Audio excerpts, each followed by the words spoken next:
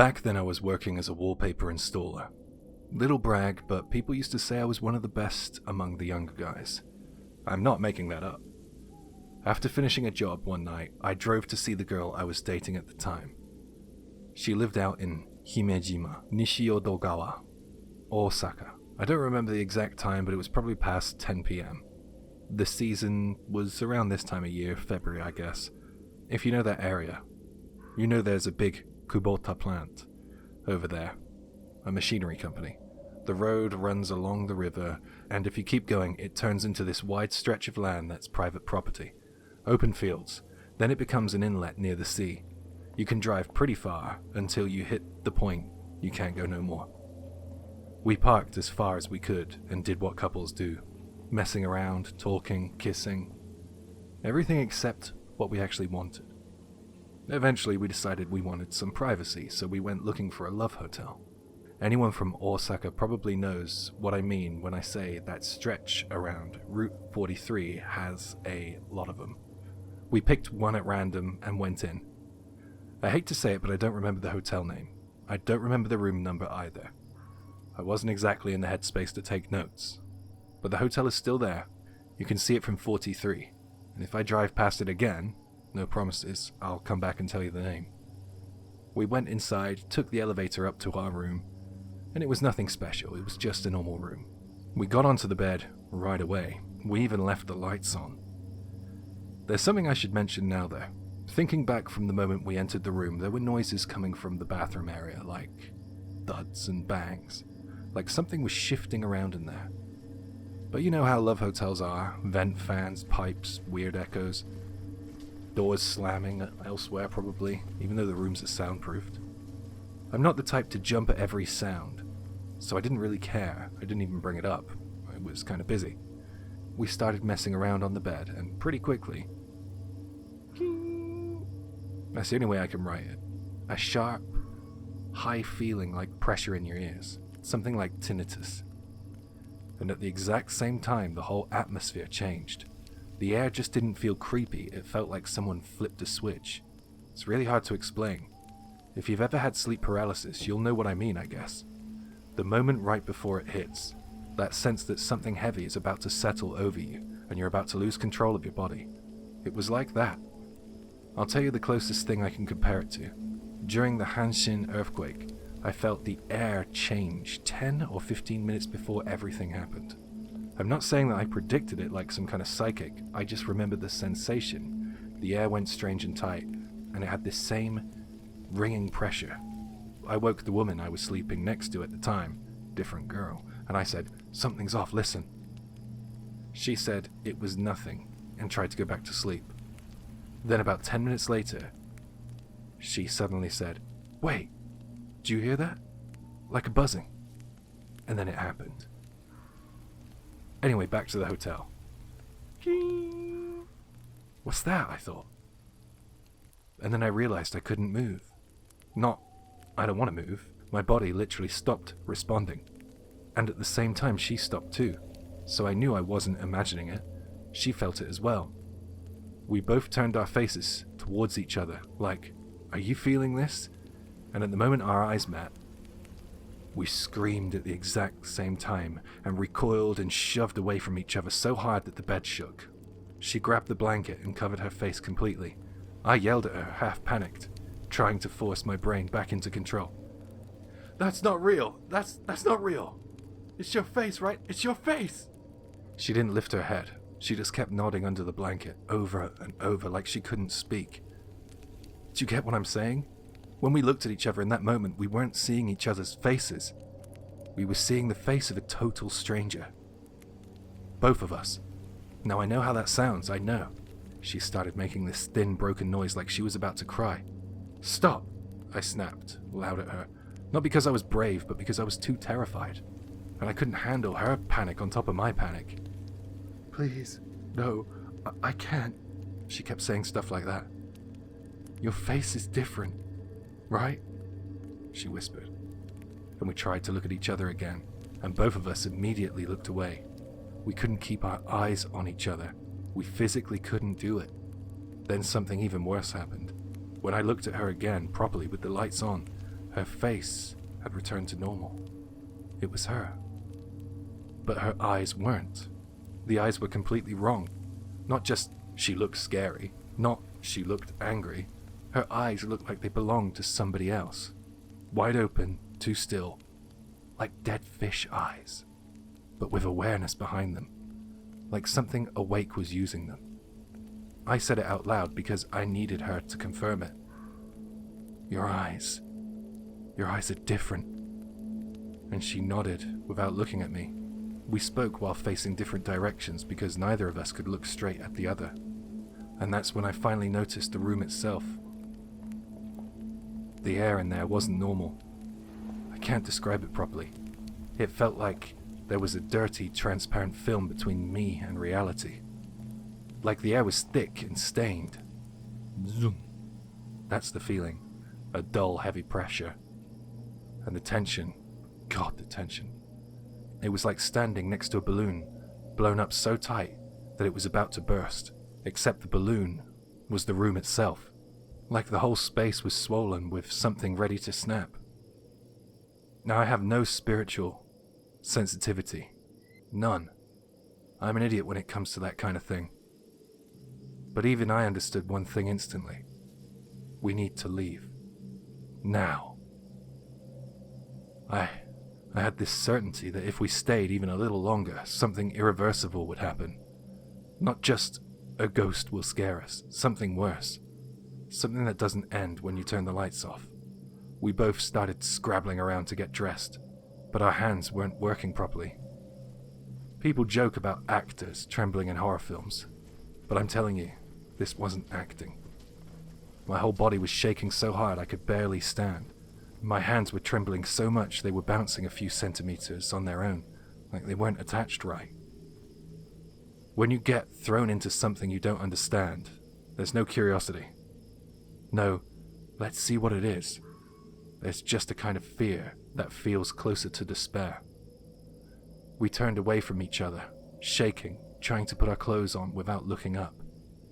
I knew we shouldn't panic, but it felt like something behind my back was about to explode, like that balloon in the room was seconds from bursting. We threw on whatever we could, and we walked out to the elevator without turning around, not running, walking, because running felt like inviting it to chase. The elevator was covered in mirrors. Of course it was. I looked at her reflection and said over and over, like a broken record, "What is this? What is this?" She kept her head down and shook it side to side, trembling. I was shaking too, so hard it felt like my legs might fold. We got to the car and I drove away like we'd stolen something. From entering the room to escaping the building, it couldn't have been more than about 10 minutes. And after that, I drove her back towards her place, but all the roads were messy. But the roads out there are messy. It's a factory area, and it was dark, barely any streetlights. Back then it was even worse. Places like Fukumachi are a maze at night. At one turn, right as I was about to steer into a side road, I got this sudden thought, no logic behind it, just pure instinct. Don't go that way. And at the exact same moment, she shouted it from the passenger seat. No, don't. And I slammed on the brakes. I can't tell you what we saw because we didn't get far enough to see anything. It was just a certainty. A hard wall in the mind, like if we turned that way something would happen. Something that we couldn't undo. And what's messed up is, we both kept calling out the route as we drove. Like, go straight here, turn there. We were both saying the same directions without looking at each other. Normally it wouldn't have taken 5 minutes to get home. But that night, we had to take a huge detour, avoiding certain roads without ever really understanding why. There were places we absolutely couldn't go. When we finally reached her street, I told her, "Call me when you get inside." She got out. We still hadn't looked directly at each other since leaving that love hotel room. As I pulled away, I checked the rearview mirror. She was standing there watching the car like she was worried about me. Even from a distance I could tell though. She still had those eyes. That was the point where fear completely took over. I hit the gas and I got out of there. When I got home, I called and I told her we shouldn't see each other for a while. I didn't explain it properly. I don't think I could.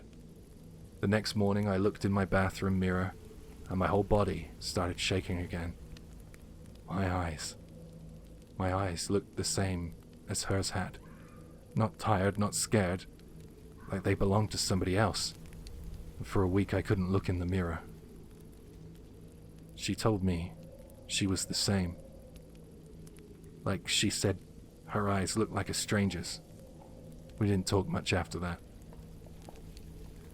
At first we tried. Short calls, careful questions, like we were afraid the wrong words would bring it all back. But every time we got close to describing it, we'd both go quiet. A week later, she told me that her eyes had finally gone back to normal. I believed her. I wanted to believe her. And then she said something that I still hear in my head sometimes. I keep thinking, what if it wasn't making our faces wrong? What do you mean? I asked. What if it was showing us who was already there? We stopped seeing each other not long after that. And I've never been able to explain if that's because the relationship was already dying or because deep down, neither of us could look at the other without remembering that stranger staring back.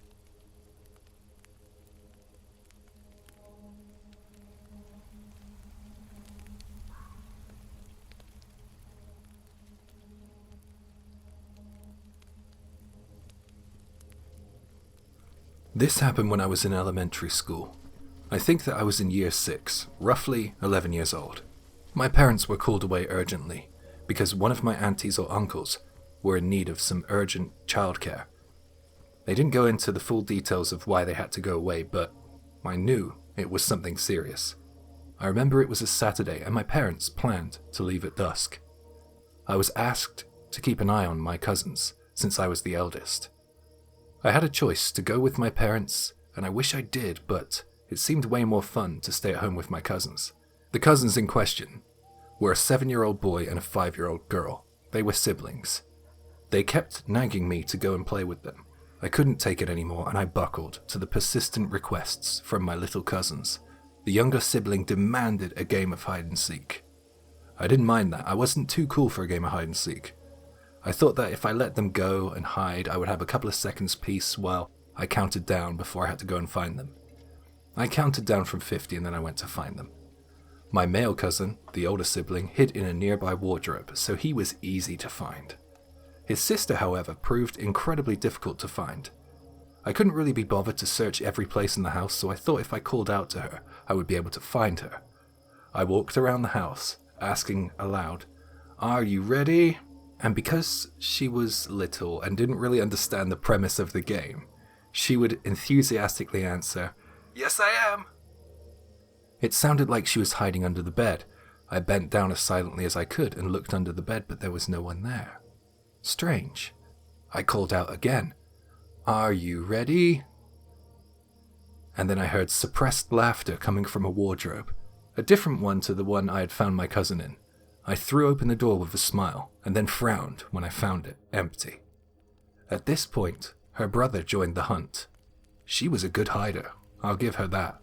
We couldn't find her. After a few more minutes of searching, I started to feel uneasy. I got a little scared for her, so I called out to her one more time.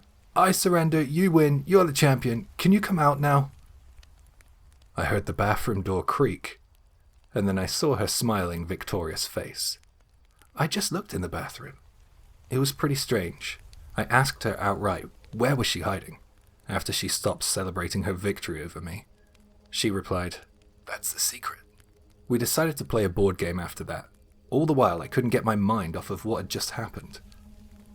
It was stuck in my head, like, where the hell was she hiding? Later that night, my cousin's father came to pick up his children. Since the hour had grown late, I decided to take myself to bed. Looking back on it, why didn't I just go to their house?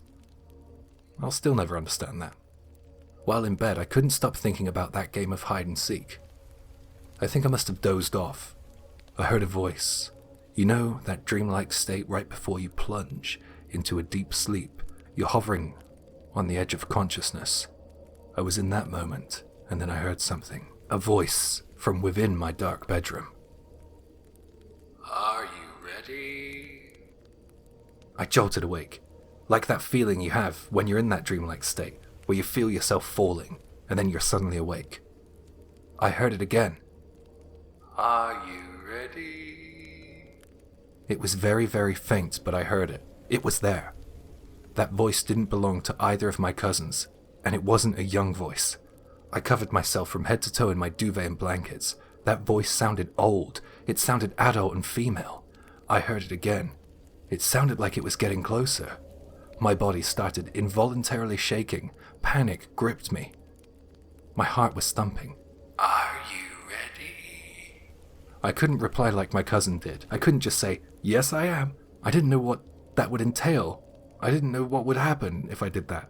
I felt so scared and stressed, and I was still young, so the only logical answer that came to the forefront of my mind was, no, I'm not ready. I heard that old woman voice whisper somewhere close to my bed in a voice as raspy as a mosquito. Are you ready? I felt as if I was about to be found in a game of hide and seek I didn't even enter into. This was the moment. The duvet and blankets were vigorously thrown upwards from my head. I screwed my eyes as tightly shut as I could. I let out the loudest scream I had ever heard. I fearfully opened my eyes after a few seconds and saw nothing but my dark and empty bedroom.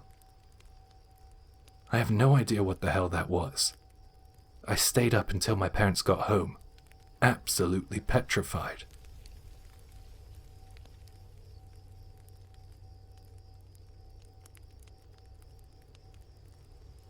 There was a locally famous abandoned building, and though none of us had ever visited it, my friends H and K and I decided to check it out as a test of courage. None of us had ever experienced ghosts or sleep paralysis, yet somehow we were all easily frightened. Without anyone explicitly suggesting it, we all agreed to visit during the day, partially due to the rumors of local delinquents frequenting the area at night. Apparently this place had once been part of a vacation village, but now it was entirely swallowed up by wild vegetation, while the surrounding buildings had long been demolished, leaving behind only empty foundations. This one ruin still stood mysteriously intact. Wondering aloud if there might be some sinister reason it remained untouched, we parked our car and trudged through the thick underbrush for a few hundred meters before the ruin finally came into view. The building was larger and far more decrepit than I had imagined. The windows were all shattered, graffiti-covered walls, and part of the roof had collapsed. If we'd had come at night, I doubt we would have dared entered. Its foreboding appearance alone would have stopped us, but under the bright summer sun, accompanied by the loud sound of reassuring chorus of crickets, it didn't seem particularly scary. At first glance, it was your typical abandoned building. Furniture was scattered and broken, hinting at past grandeur. Likely a beautiful place once upon a time. Figuring we might as well explore, we started upstairs. However, after noticing several holes in the floor, probably caused by previous visitors falling through, we quickly abandoned the upper floor. Sorry for being cowards. Carefully testing each step, we explored the first floor instead. Despite the mess, it was clear that whoever owned this place was quite wealthy. Even the decayed sofa and china cabinets looked expensive. Everything was perfectly ordinary until H shouted, suddenly, startling us. Turning around, we saw that he'd stepped through a weak floorboard.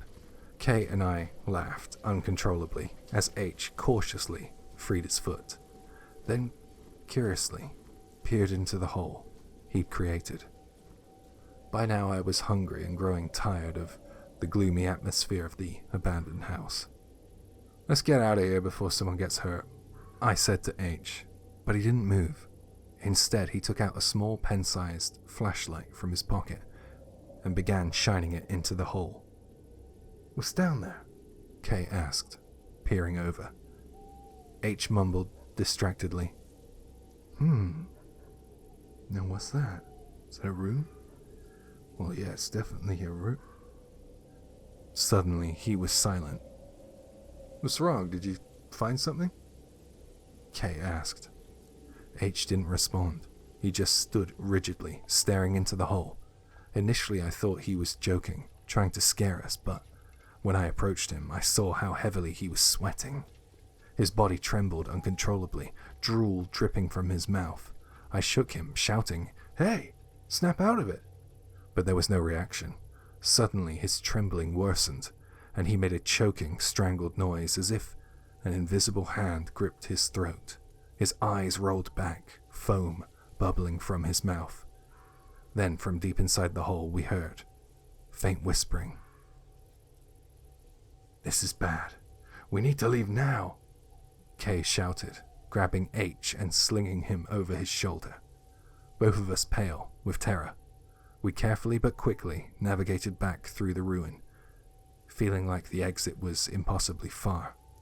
An overwhelming sense of dread surged from behind. Something unseen was drawing nearer, and I nearly burst into tears from the fear. As we stumbled outside, the previously deafening cicadas fell, eerily silent. We sprinted wildly through the thick brush back to our car, and as we drove down the mountain towards town, H finally regained consciousness, sobbing uncontrollably, repeatedly begging for help and crying, "I'm so cold." We instinctively headed straight into a nearby temple instead of a hospital. It just felt right. The temple priest told us to never speak of what happened there, so I'll leave out the details, but thankfully H recovered fully. Only once, trembling and sobbing, H described what he'd seen. Looking down through the hole, he'd seen a basement strewn with countless tiny animal bones, probably rats. As he swept his flashlight around, something darted through the beam, paralyzing him instantly. Slowly, this thing crept back into the beam of light. Its emaciated body was deathly pale, its gender impossible to determine, hair thin and patchy. It murmured something incomprehensibly as it moved, its movements unnaturally jerky and slow. Finally, it raised its head, revealing a wrinkled face with tightly closed eyes. Those eyes opened slowly, revealing no whites or pupils, only two terrifyingly solid, crimson orbs, like clots of fresh blood. The creature fixed H with an expression of pure hatred, and instantly he felt himself choking, unable to breathe.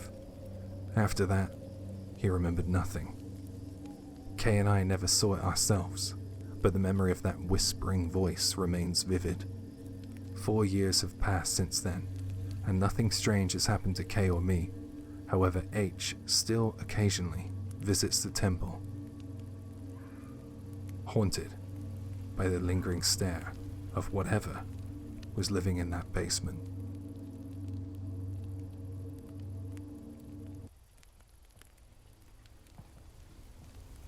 I'm the idiot who went to Aokigahara on a graduation trip.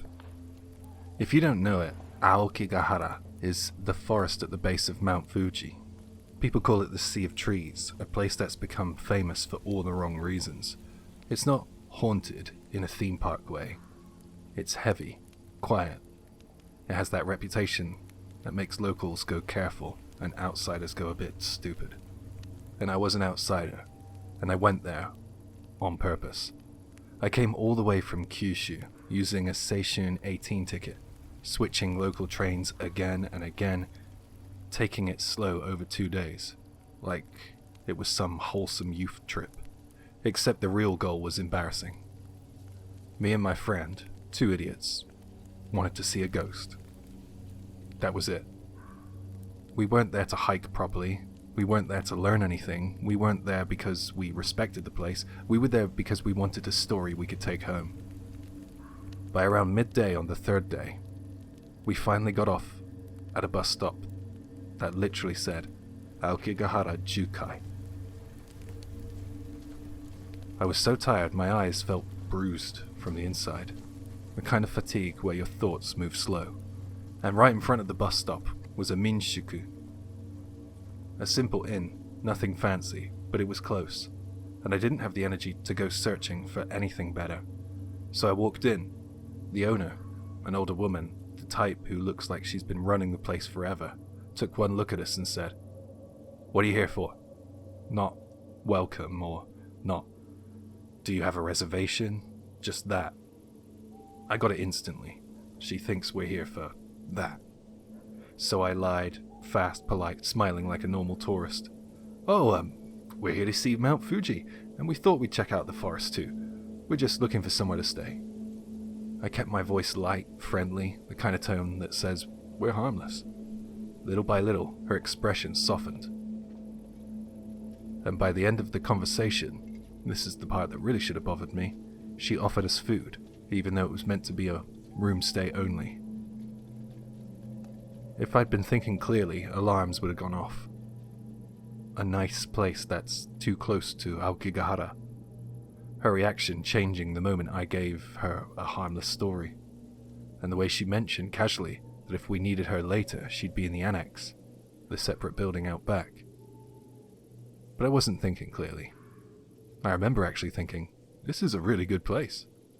That night my friend, call him Takumi, started snoring like he was trying to compete with the TV, and he was out cold, in minutes. We'd barely slept for days. 3 days of travel does that to you. The body crashes whether you want it to or not. I didn't want to waste the daylight though, because the trip was built around one thing, aokigahara. So while Takumi slept, I went out alone for a daytime walk. And I'm gonna say something that sounds wrong, but it's true. It was beautiful. The moss was thick and soft like a carpet. The trees grew tight and strange, twisting around each other, and the light came down in broken pieces. Bright strips here, dim green haze there. Even the air felt different, cooler and damp, like the forest kept its own weather. And the quiet wasn't just no people. It was quiet like sound got swallowed. Footsteps didn't carry. Birds sounded far away, even though they weren't. And your breathing feels louder than it should. The beauty did something to me. It made me forget what aokigahara meant to other people. I stopped seeing it as dangerous and started seeing it as special, like it was mine to explore. So I stepped off the proper route, just wandered, and of course, I got lost. It wasn't dramatic at first, it was little things. The path I thought I'd been following stopped looking like a path. The trees all started feeling the same. My sense of direction got sloppy. I tried to use my phone, and I had bars, full bars even, but the map wouldn't settle. The blue dot drifted. The compass spun, slightly like it couldn't decide what north was. The accuracy circle ballooned out and covered basically everything. I kept thinking, it's fine. I've got signal, I'll manage. But that's what being tired does. It kind of makes you overconfident about stupid things. I kept walking with no plan, trying to feel my way back. And then I saw something that stopped me. A rope. Not a rope laying on the ground. A rope hanging down from a tree. It wasn't bright or clean or dramatic. It just looked used. Like it belonged somewhere it shouldn't. And for about 2 seconds, I reacted the way I'd come there to react. Curiosity, excitement, the ugly little thrill of, this might be it. I climbed up that tree to get it. It wasn't a heroic climb. It was clumsy and stupid. Bark scraped my arms, my jeans caught on branches. I felt the sting of fresh cuts. I remember thinking, don't fall here, because the ground didn't look all that soft anymore. I managed to get the rope down. The second it was in my hands, I thought I'd seen somewhere hit me hard. People who end things on their own terms choose places where they won't be found. And that's when panic arrived, like a switch being flipped. The beauty drained out of the forest instantly. The trees didn't look artistic anymore, they looked crowded somehow. The moss didn't look soft, it looked like it was hiding things. The quiet didn't feel peaceful, it felt like the forest was now listening. I turned in a circle, trying to spot anything familiar, and realized that I couldn't. My throat went dry. My heart started doing that ugly fast rhythm where it feels like it's climbing into your mouth. I started moving faster, not sprinting, just too fast.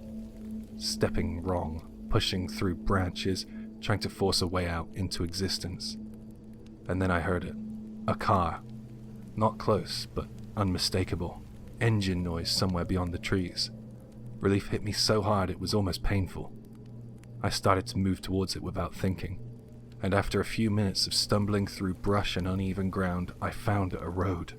A real road, asphalt, a line of open space. The sound suddenly made sense.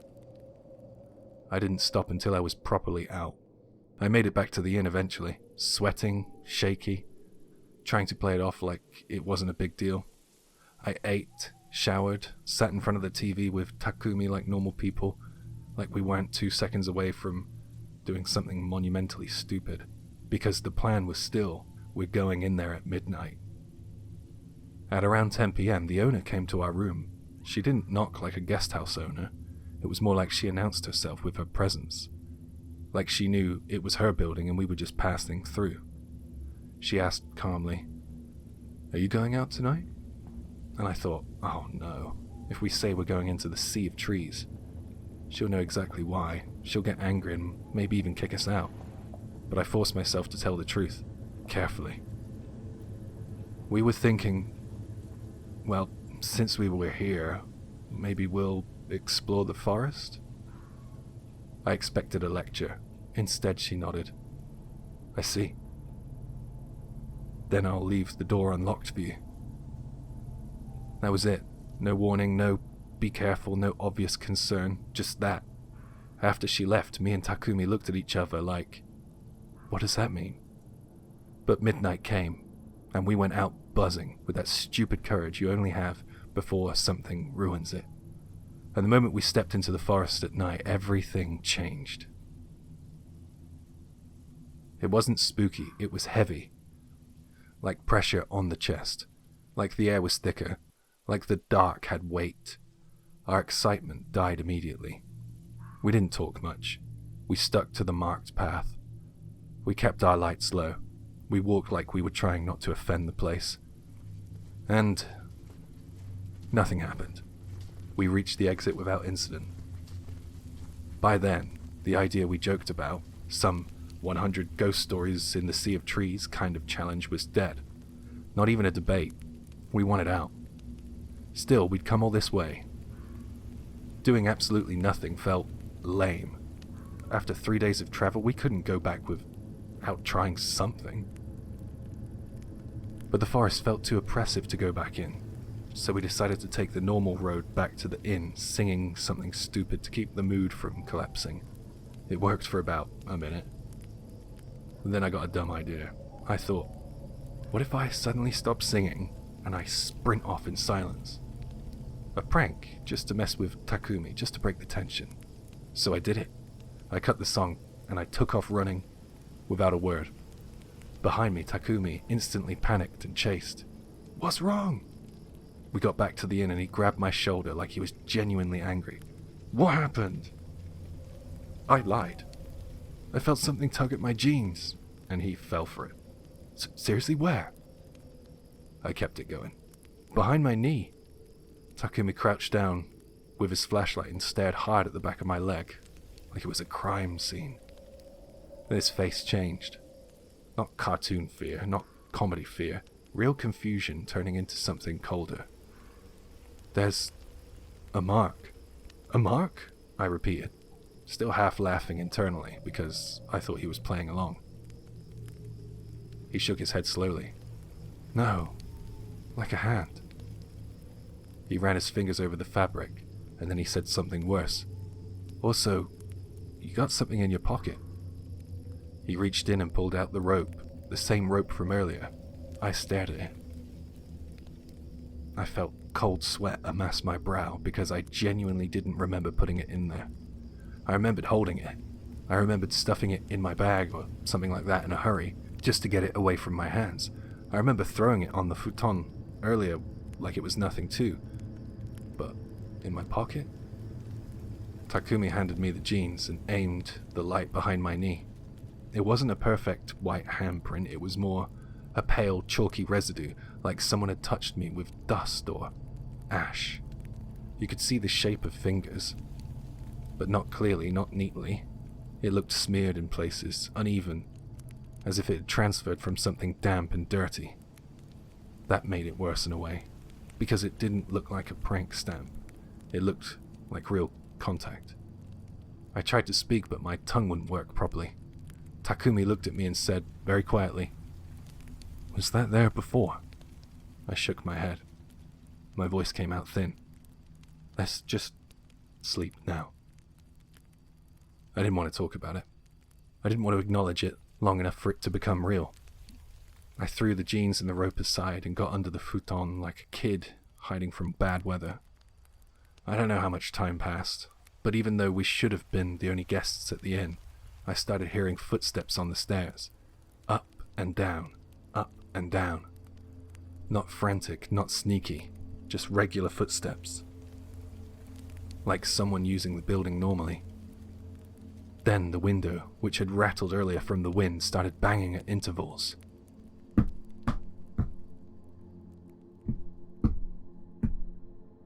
Not the tapping of a loose frame, measured, repeated. Then somewhere there were voices, not clear words, like the murmur of people talking in low tones, just out of reach of understanding. And then the worst sound started.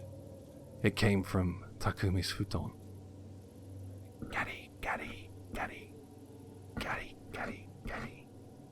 A scraping sound, slow at first, then repeating like nails dragging across tatami. I told myself not to look. I told myself if you look, you're choosing it. But after a while, my curiosity betrayed me in the smallest way. I lifted the futon edge just enough to see. Takumi was awake. His eyes were wide open, staring straight at me, unblinking, and his right hand was scraping the tatami. Not in a joking way, not in a he's awake and messing around way, like he was trying to dig through it. Gatti, gatti, gatti, gatti, gatti, gatti, gatti, gatti, gatti. The sound went straight through my teeth. I whispered his name, but I don't think he heard me. His face didn't change. He didn't look at his hand, he was just scraping. And I remember thinking one clear thought. That isn't Takumi. Not possessed like a movie, more like he was there but not reachable, like something had switched him into another channel. And that's the last thing I remember. I didn't fall asleep. It was more like my brain shut down, like someone pulled the plug. When I came to, it was morning. Sunlight through thin curtains, birds outside, normal building sounds, the smell of breakfast somewhere in the inn, faint and ordinary.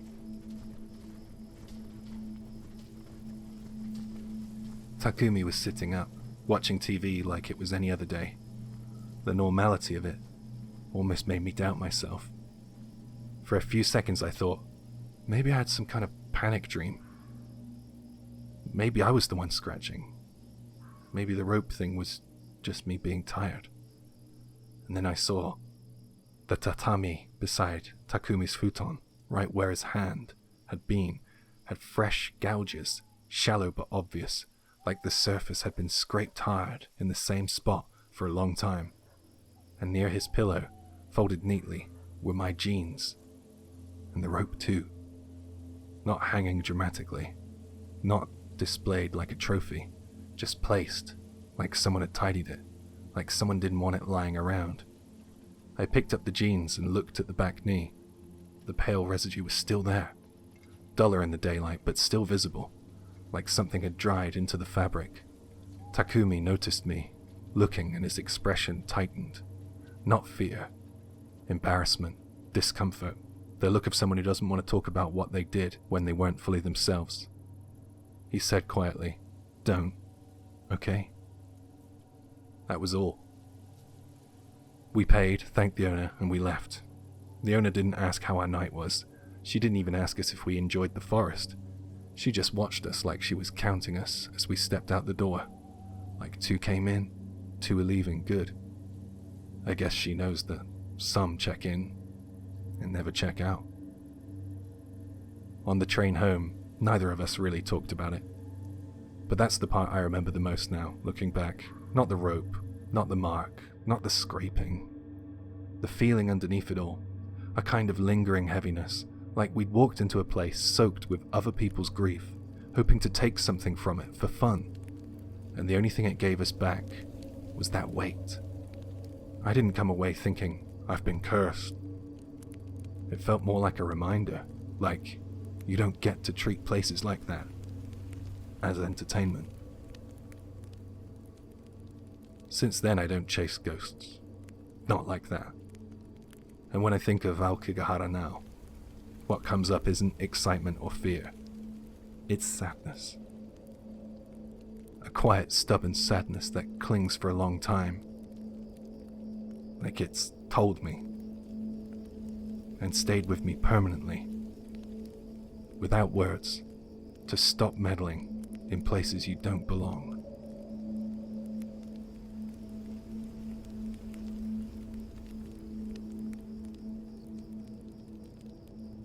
This story was submitted online by a female in her 20s. The location is an unnamed temple in Saga Prefecture. In the quiet countryside of Saga Prefecture, Kyushu, where I live, there's a well-known temple famous for its breathtaking azaleas in spring and brilliant maple leaves in autumn. It's the kind of place locals are quietly proud of, tucked away in nature and far from the bustle of city life. This happened in late November. At the time I was a university student with way too much free time on my hands. So one afternoon I decided to go out on a solo trip to enjoy the autumn colors at that temple. I parked my car in a paid lot a short distance from the entrance. From there, a gentle sloping road led uphill towards the temple grounds. Along the roadside, many local residents had set up simple stalls in front of their homes, selling homemade manju, sweet buns, fresh vegetables from their gardens, and hand-carved wooden crafts. It felt peaceful and nostalgic, like one of those timeless rural scenes that almost makes you forget what year it is. After walking for about 10 more minutes, I reached the base of the temple's main staircase, a long steep set of stones stretching up into the mountain. Both sides of the staircase were lined edge to edge with azalea bushes. They weren't blooming in November, but I could imagine how spectacular the view must be in spring when they explode into color. There was a sign pointing to a side path for a gentler route up the hill. But since this was my first visit, I thought I'd do things properly and climb the stairs from the front. Halfway up the staircase, I passed an old man carefully ascending, one step at a time, gripping the handrail for balance. "You young people really do have it easy," he chuckled, smiling kindly as I passed him. I smiled back, pretending I wasn't already breathless. Truth be told, I was struggling. My lack of exercise was catching up to me fast. It was around this point, somewhere in the middle of the staircase, that I noticed something odd. A pale blue handkerchief lying on one of the upper steps. It was dainty and elegant, with lace along the edges, the kind of thing you'd expect a well-dressed older woman with a parasol to carry. I bent down and picked it up. If I leave it here, someone might step on it, I thought. I'll bring it to the shrine office later. Without thinking much of it, I folded the handkerchief neatly and tucked it into my coat pocket and continued up the steps. I had climbed about 20 more steps when it happened. Despite the clear skies and the warm sun shining down on me, I was suddenly overwhelmed by a deep chill, a cold that seemed to grip me from the inside out. Maybe the air is cooler up here, I thought naively. But then the cold didn't go away. In fact, it got worse. My hands started shaking. My fingertips trembled violently. I began to feel like I couldn't breathe. No matter how hard I tried to suck in air, it felt like my lungs weren't responding. My chest tightened like it was being squeezed in a vice. It reminded me painfully of the asthma attacks I had as a child. That terrifying feeling of slowly drowning in plain air. Panic set in. Terrified I'd fall backward and rolled down the stone steps, I dropped to my knees and braced myself against the cold stone. But it didn't help.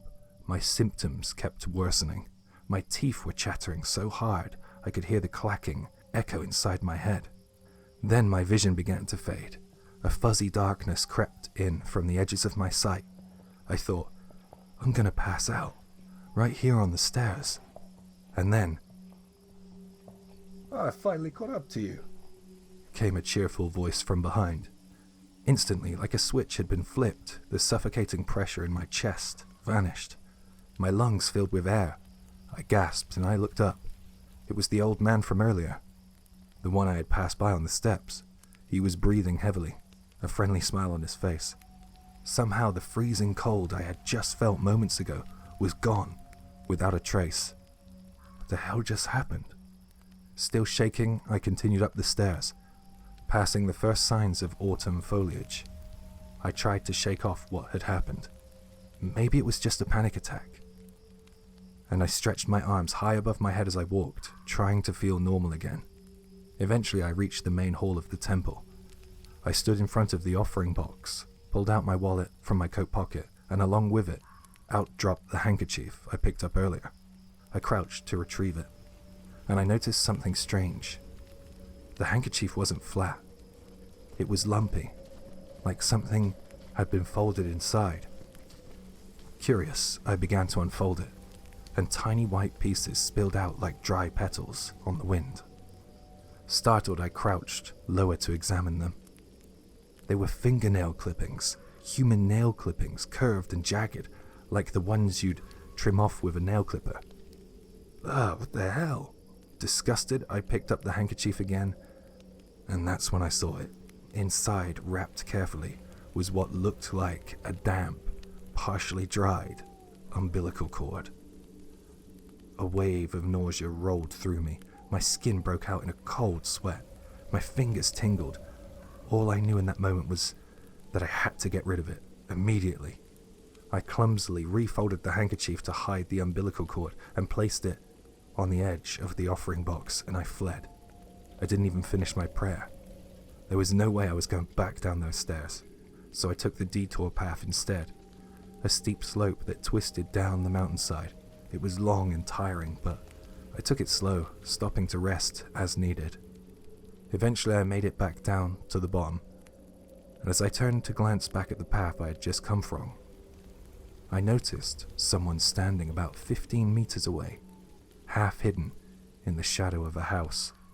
It was a woman, thin, wearing a long skirt that reached down to her ankles. I couldn't tell her age. Her face was young, but somehow not. Her presence felt wrong. Even from that distance, her eyes stood out, huge and round, with a strange intensity that pierced right through me. And the second I met her gaze, I knew. That was her, the one who owned the handkerchief. I don't know how I knew, I just did. Was she trying to curse someone? Well, I didn't want to find out. I turned and jogged towards my car, the woman's eyes burning into the back of my head the whole way. She didn't move an inch, she just stood there, her massive eyes boring into me like she was drilling a hole straight through my spine. That night, after I got home, I was checking my coat pockets before throwing it in the laundry, and I found a few nail clippings still inside. They must have slipped out of the handkerchief and stayed there unnoticed, and then I had the terrifying thought, wait, was I the target of the curse? I couldn't think of why anybody would want to wish harm on me. I don't have any enemies, I've not been through any recent drama, but the second I saw those nail clippings again, that icy dread returned. I knew I couldn't just throw them in the trash, not in my house. The idea made my skin crawl. So I walked over to the river near my home and I threw them in, watching them vanish into the dark current. That's everything that happened that day, but I still wonder, who was that woman? And why was she staring at me like that? And that handkerchief? The nail clippings, the damp umbilical cord? Was it some kind of cursed object? And if it was, what happens to someone who picks it up?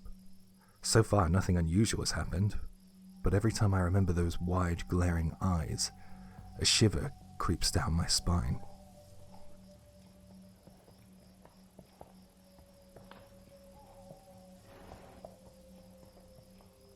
Hi, Jay here. This story is about Kiyan Misaki in Okinawa. I will leave a map's location in the description. It's one of those places that's beautiful in the daytime and properly nasty at night. The wind's constant, the air tastes like salt, and once it gets dark, the sea just turns into this black void. You can hear the waves smashing against the cliff, but you can't see anything else down there. This story references a real location with a tragic history, just as a pre-warning. Let's begin. There's a cape at the southwest tip of Okinawa's main island called Kiyan Misaki, in Itoman City, next to where I live, in Yaese Town. It's a popular place. People go for the view over the beautiful Okinawan Sea, and it's also known as a night view and sightseeing spot. But that beauty doesn't really match the history, because this cape is designated as part of a war-related national park area. During the war, there's a sad history here. People who were driven into a corner, who had no hope left, one after another, threw themselves from the cliffs. If you know Okinawa's history at all, you'll understand how heavy that sentence is without me getting too graphic. Even now, people say that there are still cases of people jumping there, and it's fairly well known that it's a haunted spot. It's kind of awful to admit, but this is the story of the time I went there for a test of courage with my friend. I'll call her Ayane. In Okinawa, the 23rd of June is set as Irei no Hi, Memorial Day. It's a day the prefecture established to comfort the spirits of those who died in the war, and to remind people not to repeat the same mistakes. And there's a rumor that if you go to Kiyan Misaki on that day, you can see the spirits of people who died in the war. Now, my grandpa is what they call a yuta, an Okinawan spiritual medium. He strictly forbade me from going out on Memorial Day. Going to Kiyan Misaki was completely out of the question.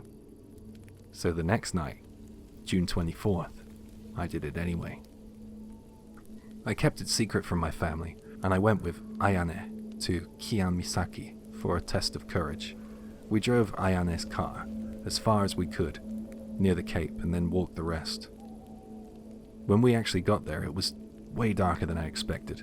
The houses nearby seemed to go to sleep early. No lights, curtains shut. There were no streetlights on the road either, and none on the cape. We were basically relying on the moonlight. Yeah, this place has an atmosphere. We said stuff like that as we walked, trying to make it sound fun. We reached the cape and stood there for a while, looking out at the sea. But the sea wasn't pretty that night. It was so dark it looked like a huge black hole, and the wind was strong. All you could hear was the crash of waves below, over and over, like something breathing in a slow rhythm. That's when Ayane pointed and said, "There's someone over there."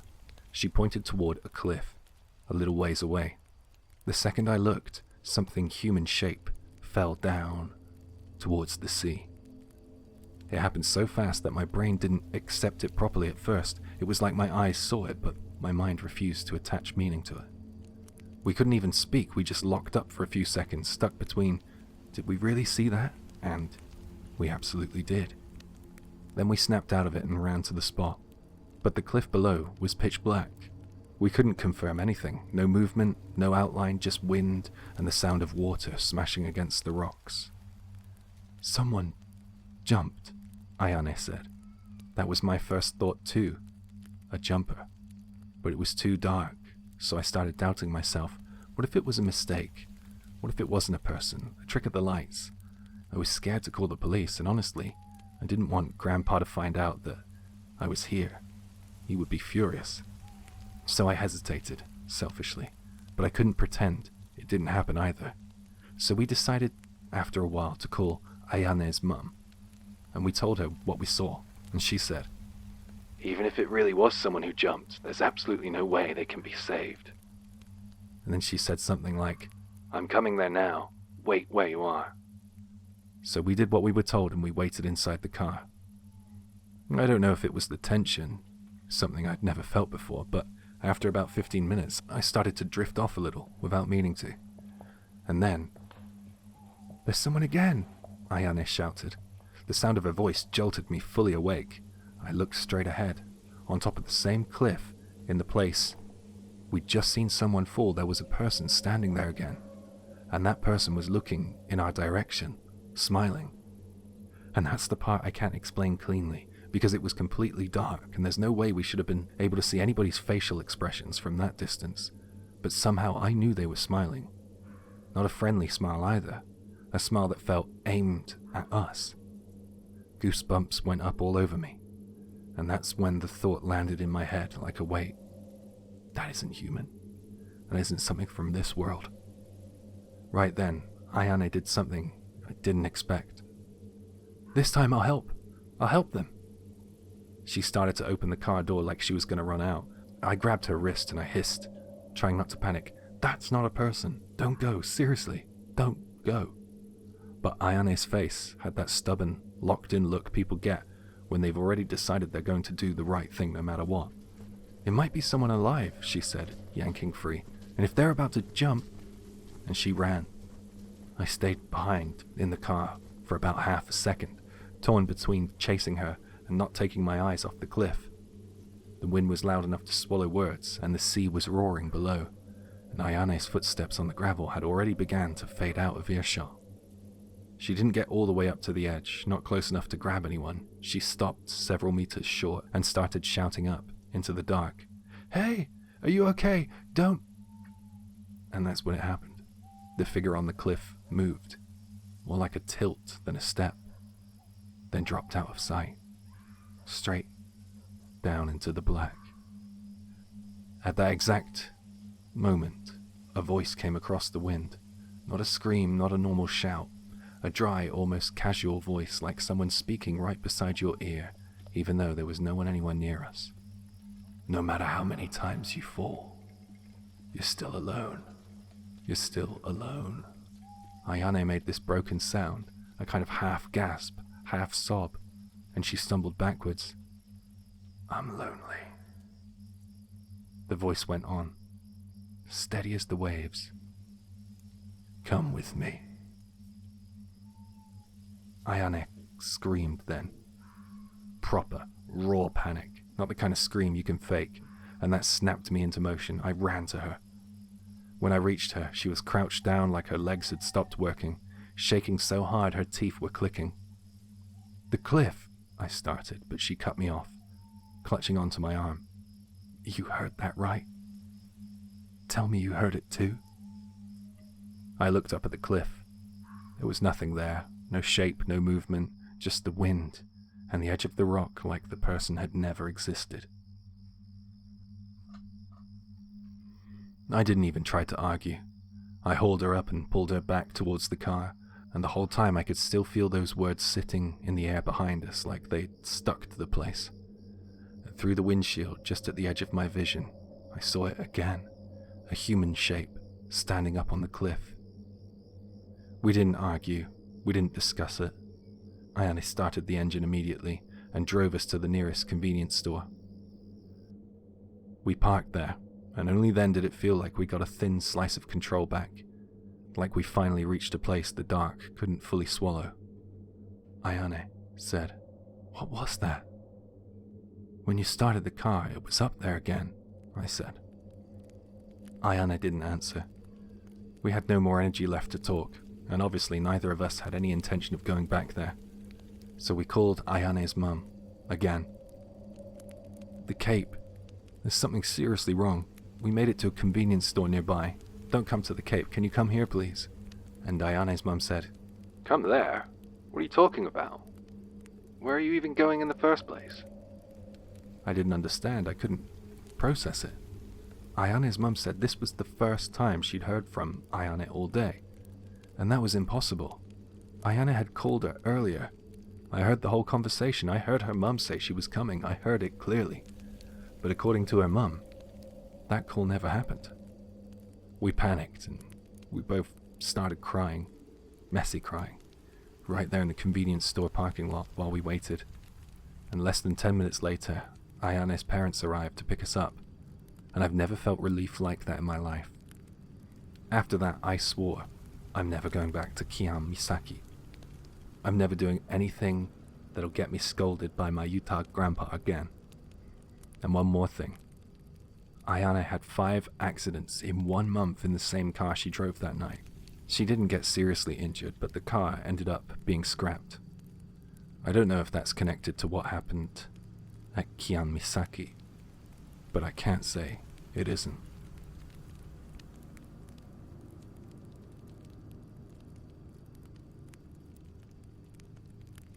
I moved into room 402 in early spring because the rent was weirdly decent for the area. Not cheap enough to be a miracle, but cheap enough that you start doing mental maths. Either it's small, it's loud, it's old, or it's something else. At the agency, the agent did the normal fast talk. Owner wants it filled, previous tenant relocated, then slid a document across the table without making proper eye contact. Hi, Jay here. In Japan it's called Juyo Jiko Setsumeisho. Basically the important matters sheet. The thing that lists what you're agreeing to. Rules, fees, quirks, anything the landlord legally has to disclose. Back to the story. He didn't point out anything specific, he just said, "Please sign here," in that voice people use when they don't want you to follow up with questions.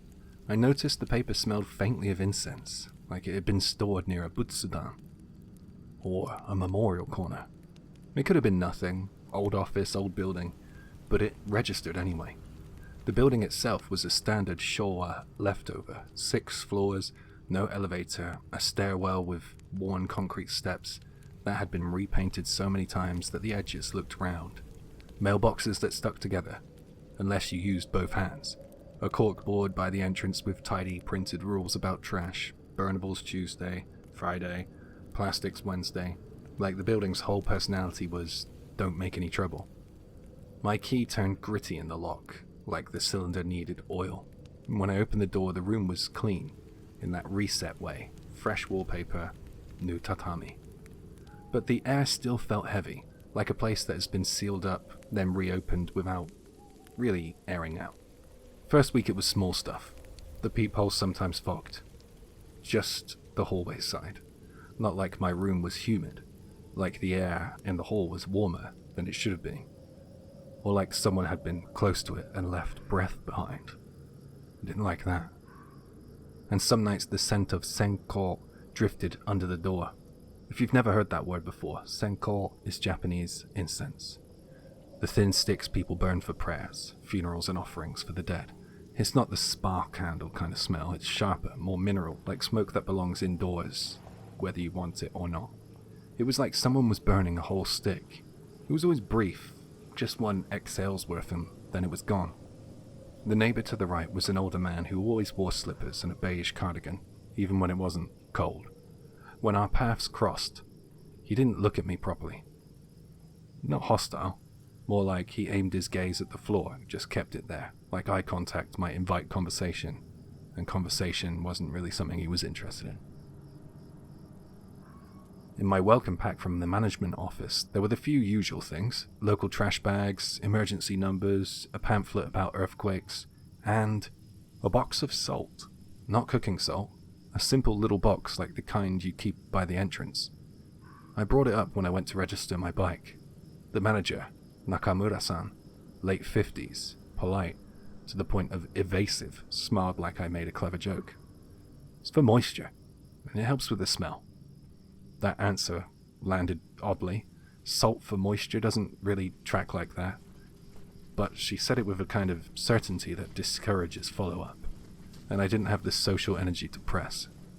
I unpacked, set up my futon, told myself I was going to be a responsible adult who doesn't immediately Google their new address with the word accident. I lasted until the first Sunday. There's a site in Japan that people check called Oshimateru. People sometimes call it Oshima Land because the interface feels like a map. But it's basically the accident property map, and it shows pins for places where someone died in a way that's likely made the property stigmatized. Suicides, murders, lonely deaths, that sort of thing. And there was a pin on my block. No unit number, just one word. Jisatsu. suicide. The comments, if you believe any of them, argued about whether it was the second floor or the fourth floor, like strangers doing amateur sleuthing. I closed the tab and sighed.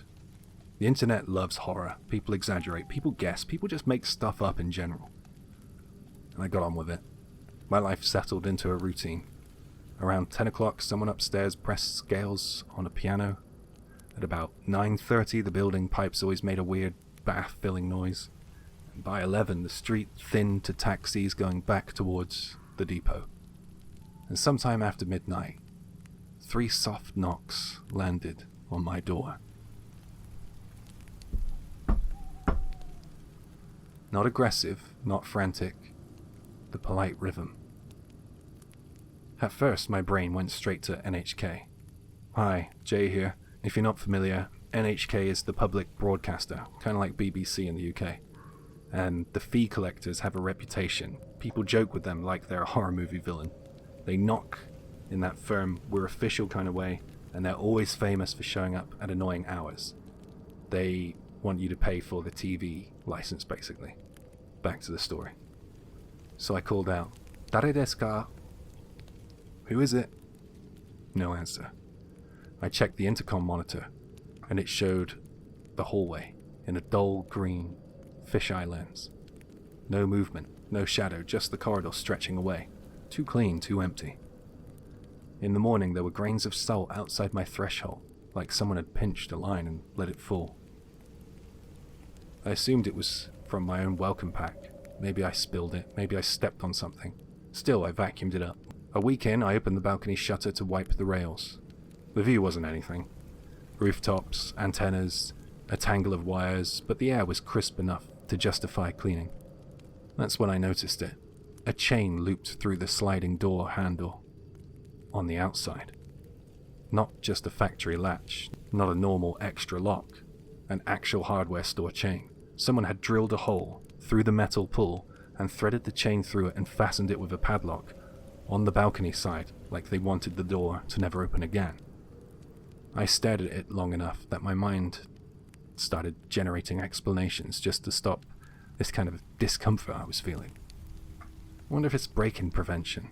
Some rough neighbor prank? The building had the usual paper-thin panels. You know, those emergency fire brake panels between balconies that you can kick through if there's a fire. So technically someone could come across from the next balcony. But the chain through the handle like that didn't feel like it was meant to keep strangers out. It felt like it was meant to keep someone in. Or keep the door from being opened by the person living there, even if they tried. I didn't like it, so I called the manager. Nakamura-san came up with pliers like she'd expected the call all along. Her voice stayed practiced and bright. Construction leftover, she said. She cut it free, pocketed the padlock, and wiped the rail with a towel, slowly, which I found odd. That night, the knocking changed. A pause between the second and third knock made my skin tighten. Not because it was dramatic, because it felt like whoever was on the other side of that door was waiting for something. The intercom lit, clicked, then died.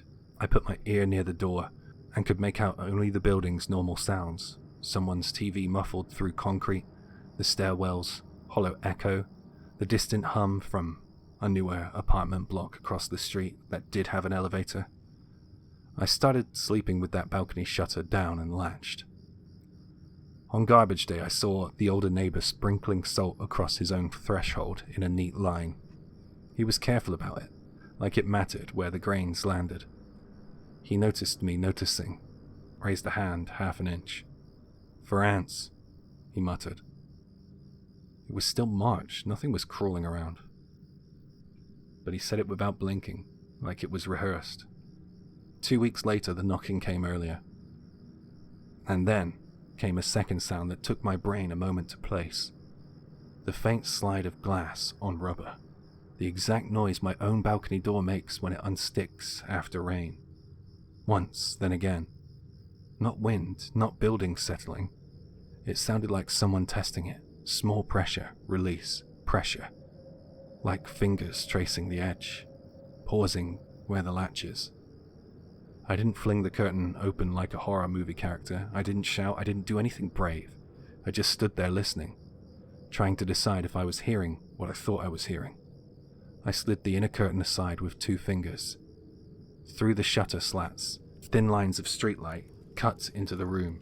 The outline of the door handle sat where it always sits, motionless. Everything that was visible was normal, which meant whatever wasn't visible didn't need to be. I texted a friend, Kenji, the kind of guy who laughs at ghost videos then checks his lock twice at night. "Come over," I typed. "Drinking 402, I got beers." He sent a sticker of a cat shrugging and said he was in Shimokitazawa. Not far, actually. I went into that automatic hosting mood. I set out 2 glasses on the low table, opened a bag of convenience store crisp, even put the kettle on so that the place would smell like something other than tatami and stale air. Time dragged on. The building settled into its night noises. Somewhere above me a toilet flushed. At about 12:30, my phone buzzed. Kenji said, "I'm not coming." I stared at it, waiting for the follow-up, a joke, "Got you, I'm outside," anything. Then another message came through. "I don't like your place, it creeps me out, sorry." That was it. No explanation, no apology beyond the word sorry. Just some blunt honesty. I typed back, deleted, typed again. "Where are you?" He replied a minute later, like he was debating whether to say it or not. "I'm already on my way home. The last train's gone. Don't ask me to come back out." Irritation hit first, before the fear could properly settle in. Not even anger, more like that tired, adult frustration of someone cancelling late when you've already set things up. I looked at the 2 glasses on the table, and quietly I put one back in the cupboard. I scanned the room knowing now I was going to be alone for the night. Then the knocks came.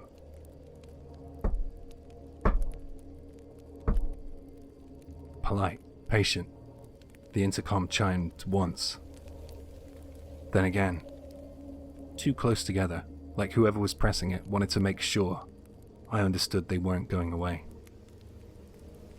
And from the balcony, softly, carefully, metal touched metal, with a small tick like something tested whether I'd left the latch loose. Silence. And then the chime went again. Something brushed the peephole. Not a fingertip, more like fabric dragging across glass. The circle blurred for a second, with condensation on the hallway side. And the thought that arrived wasn't ghost, it was simpler and worse. Someone is standing too close. I backed away, not fast, not dramatic, just far enough that the peephole wasn't an inch from my face anymore. From the balcony came a small metallic tick. Chain against rail. Except we cut that chain. I called Kenji, still kind of hoping that it could be him out there and it was all just a prank. No answer. I called again, straight to voicemail. The stairwell made one soft sound like a footstep shifting weight, and then went back to quiet again. After what felt like an honest hour of standing around like an idiot, I did the only thing that felt remotely sane. I opened the door quickly and stepped out far enough that I couldn't just close it without admitting to myself that I was scared. The hallway was empty, all the way to the fire door. No notices, no leaflets, no footprints, no wet marks, but there was a faint trace of senko, incense curling away in the air like someone had carried a stick past my door and pinched it out right where my shoes were lined up. I slept badly. In the morning, when I opened the door for air, a neat line of salt ran across the threshold, like a chalk mark. It wasn't mine. I took a photo, printed it at a convenience store like it was evidence, then walked right into the management office. Nakamura-san looked at the photo, pressed her lips together, and nodded like we were discussing a water stain. "We can arrange for early termination without penalty," she said. The paperwork was already half filled like she'd used the template before. "You've kept it tidy, and that helps." The earliest I could get movers in was the next morning, so I had one last night in 402. By evening, the room was nearly bare again. No furniture, no clutter, just my overnight bag, phone charger, and a few things I didn't trust myself to lose. When a place is empty like that, every noise gets bigger. I didn't do anything dramatic. I didn't chant or anything like that. I honestly just did everything to be ready to leave as soon as sunrise would come.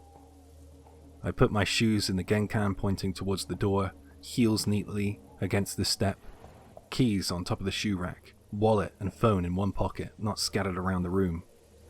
Jacket within an arm's reach. Not because I thought it would protect me, but because if something happened, anything, I didn't want to be the idiot searching for his keys with shaking hands. At 23:48, the knocks came.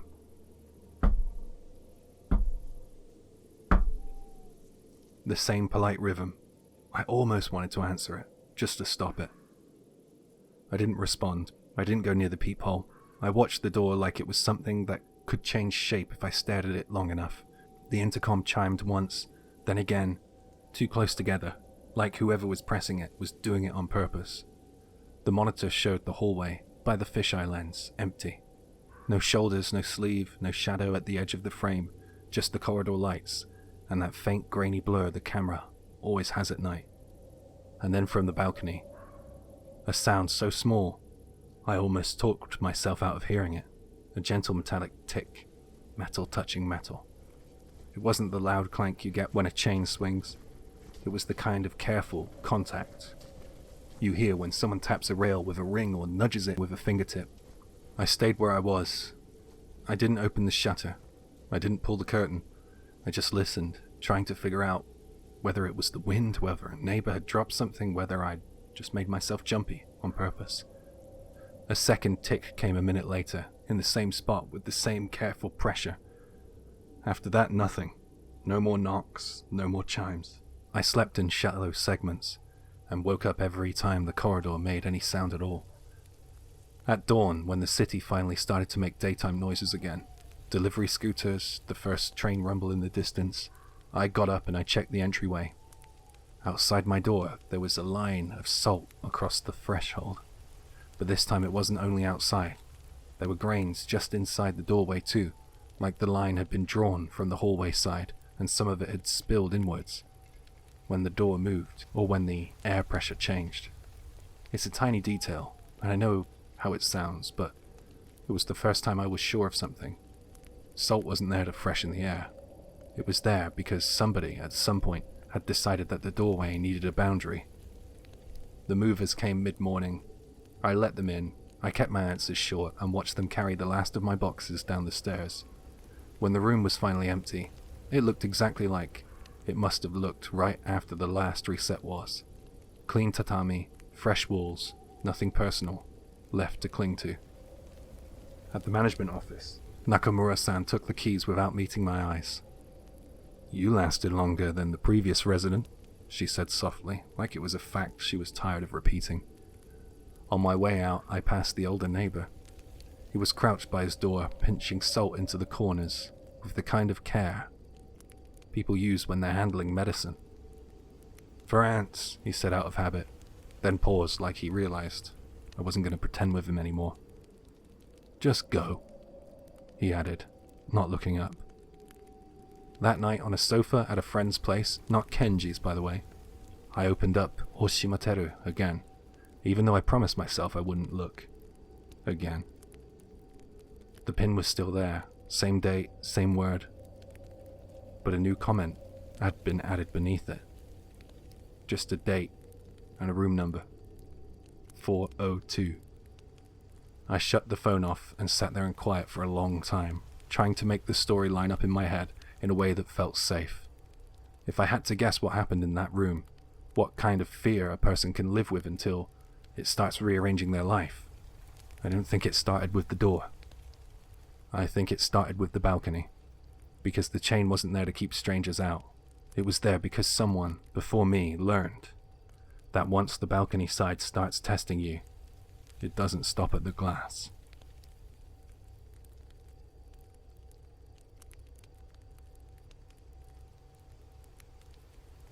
In Kyoto, there's a place called Kifune Shrine. You've probably heard of the whole cursed straw doll thing, the waraningyo, the ritual where someone nails a doll into a tree to put a curse on somebody.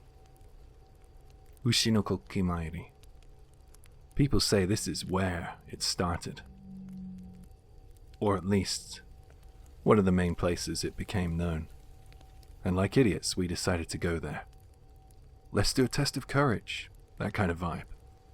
Nothing serious, just a group of us acting brave because it was late and we were all together. We went in the middle of the night, and not just to the main shrine either. We went deeper, toward the Okumiya, the inner shrine. Even now I regret it. Seriously, I regret it so much. I'm not sensitive. I don't have spiritual powers. I'm not the type who sees ghosts or gets messages or whatever. But the moment we got up there, something happened to my body. It was like my spine turned to ice. Not metaphorically. My actual back went cold, right down the center. My stomach went so tight I felt like I was about to throw up. I remember stopping and saying, "Sorry, I can't do this. I'm going back to the car." And right as I said that, one of my friends stepped on something.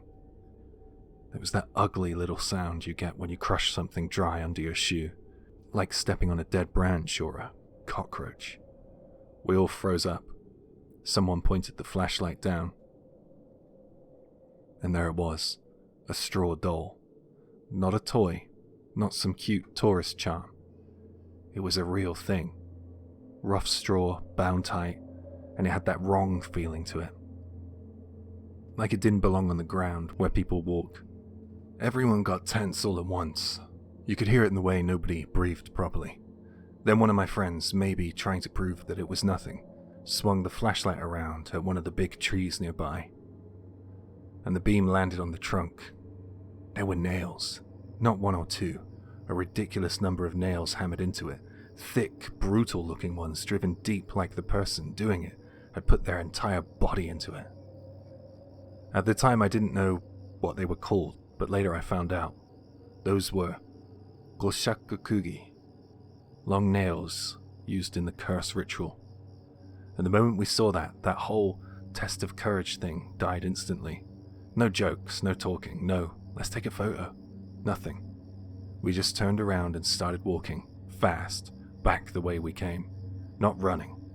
Running would have made it feel real, but we were moving like we wanted distance, and we wanted it now. And here's the part I can't shake. I'm almost certain someone was there, somewhere near us, while we were standing there. Not a ghost necessarily, a person. I can't prove it. I didn't see anyone clearly, but I remember clearly thinking, we're not alone.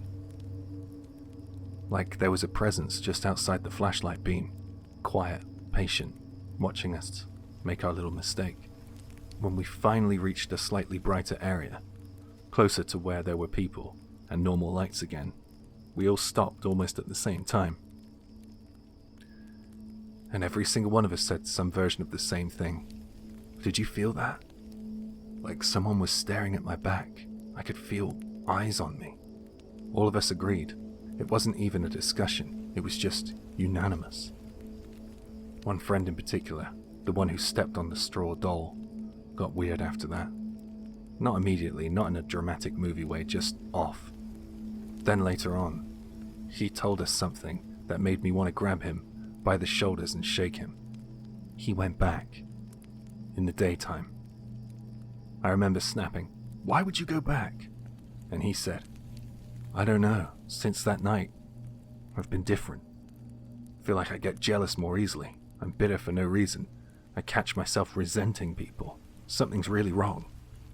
He admitted it could have been psychological, the kind of thing you get stuck in your head after a scary experience, but he couldn't let it go.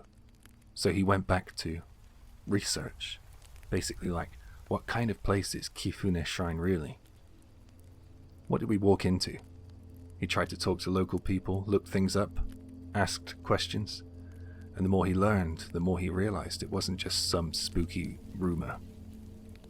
He said the main shrine area, the part tourists go to, doesn't feel like that. It's not particularly frightening. But the Okumiya, that's different. And what really got him were the emma, the wooden prayer plaques people hang up. It wasn't the usual stuff. Not, "Please help my family," or "I hope to pass my exams." He said these plaques at the Okumiya were full of things that made his skin crawl. Stuff like, "I want to curse this person to death. I'll hate you for generations," that kind of thing. Not poetic, not symbolic, just raw hatred, written out like someone couldn't keep it inside anymore. My friend was always the type to worry too much, to get stuck in his own thoughts. And after that, he started spiraling. He got neurotic, paranoid, like he was constantly bracing for something. Eventually, he dropped out of Kyoto University. I never heard anything like he died or anything that extreme. But still, it messed up his life. And honestly, that was enough for me. It made me feel something very simple and very clear. There are places you don't go. Not because you'll see a ghost or something like that. Not because urban legends guarantee punishment. But because some places are soaked in people's emotions, hate, resentment, fixation. And if you wander through there for fun, you may walk out carrying something that isn't yours. That's what it felt like. Like we brushed up against something ugly and human, and the place noticed us. And maybe something else noticed us too.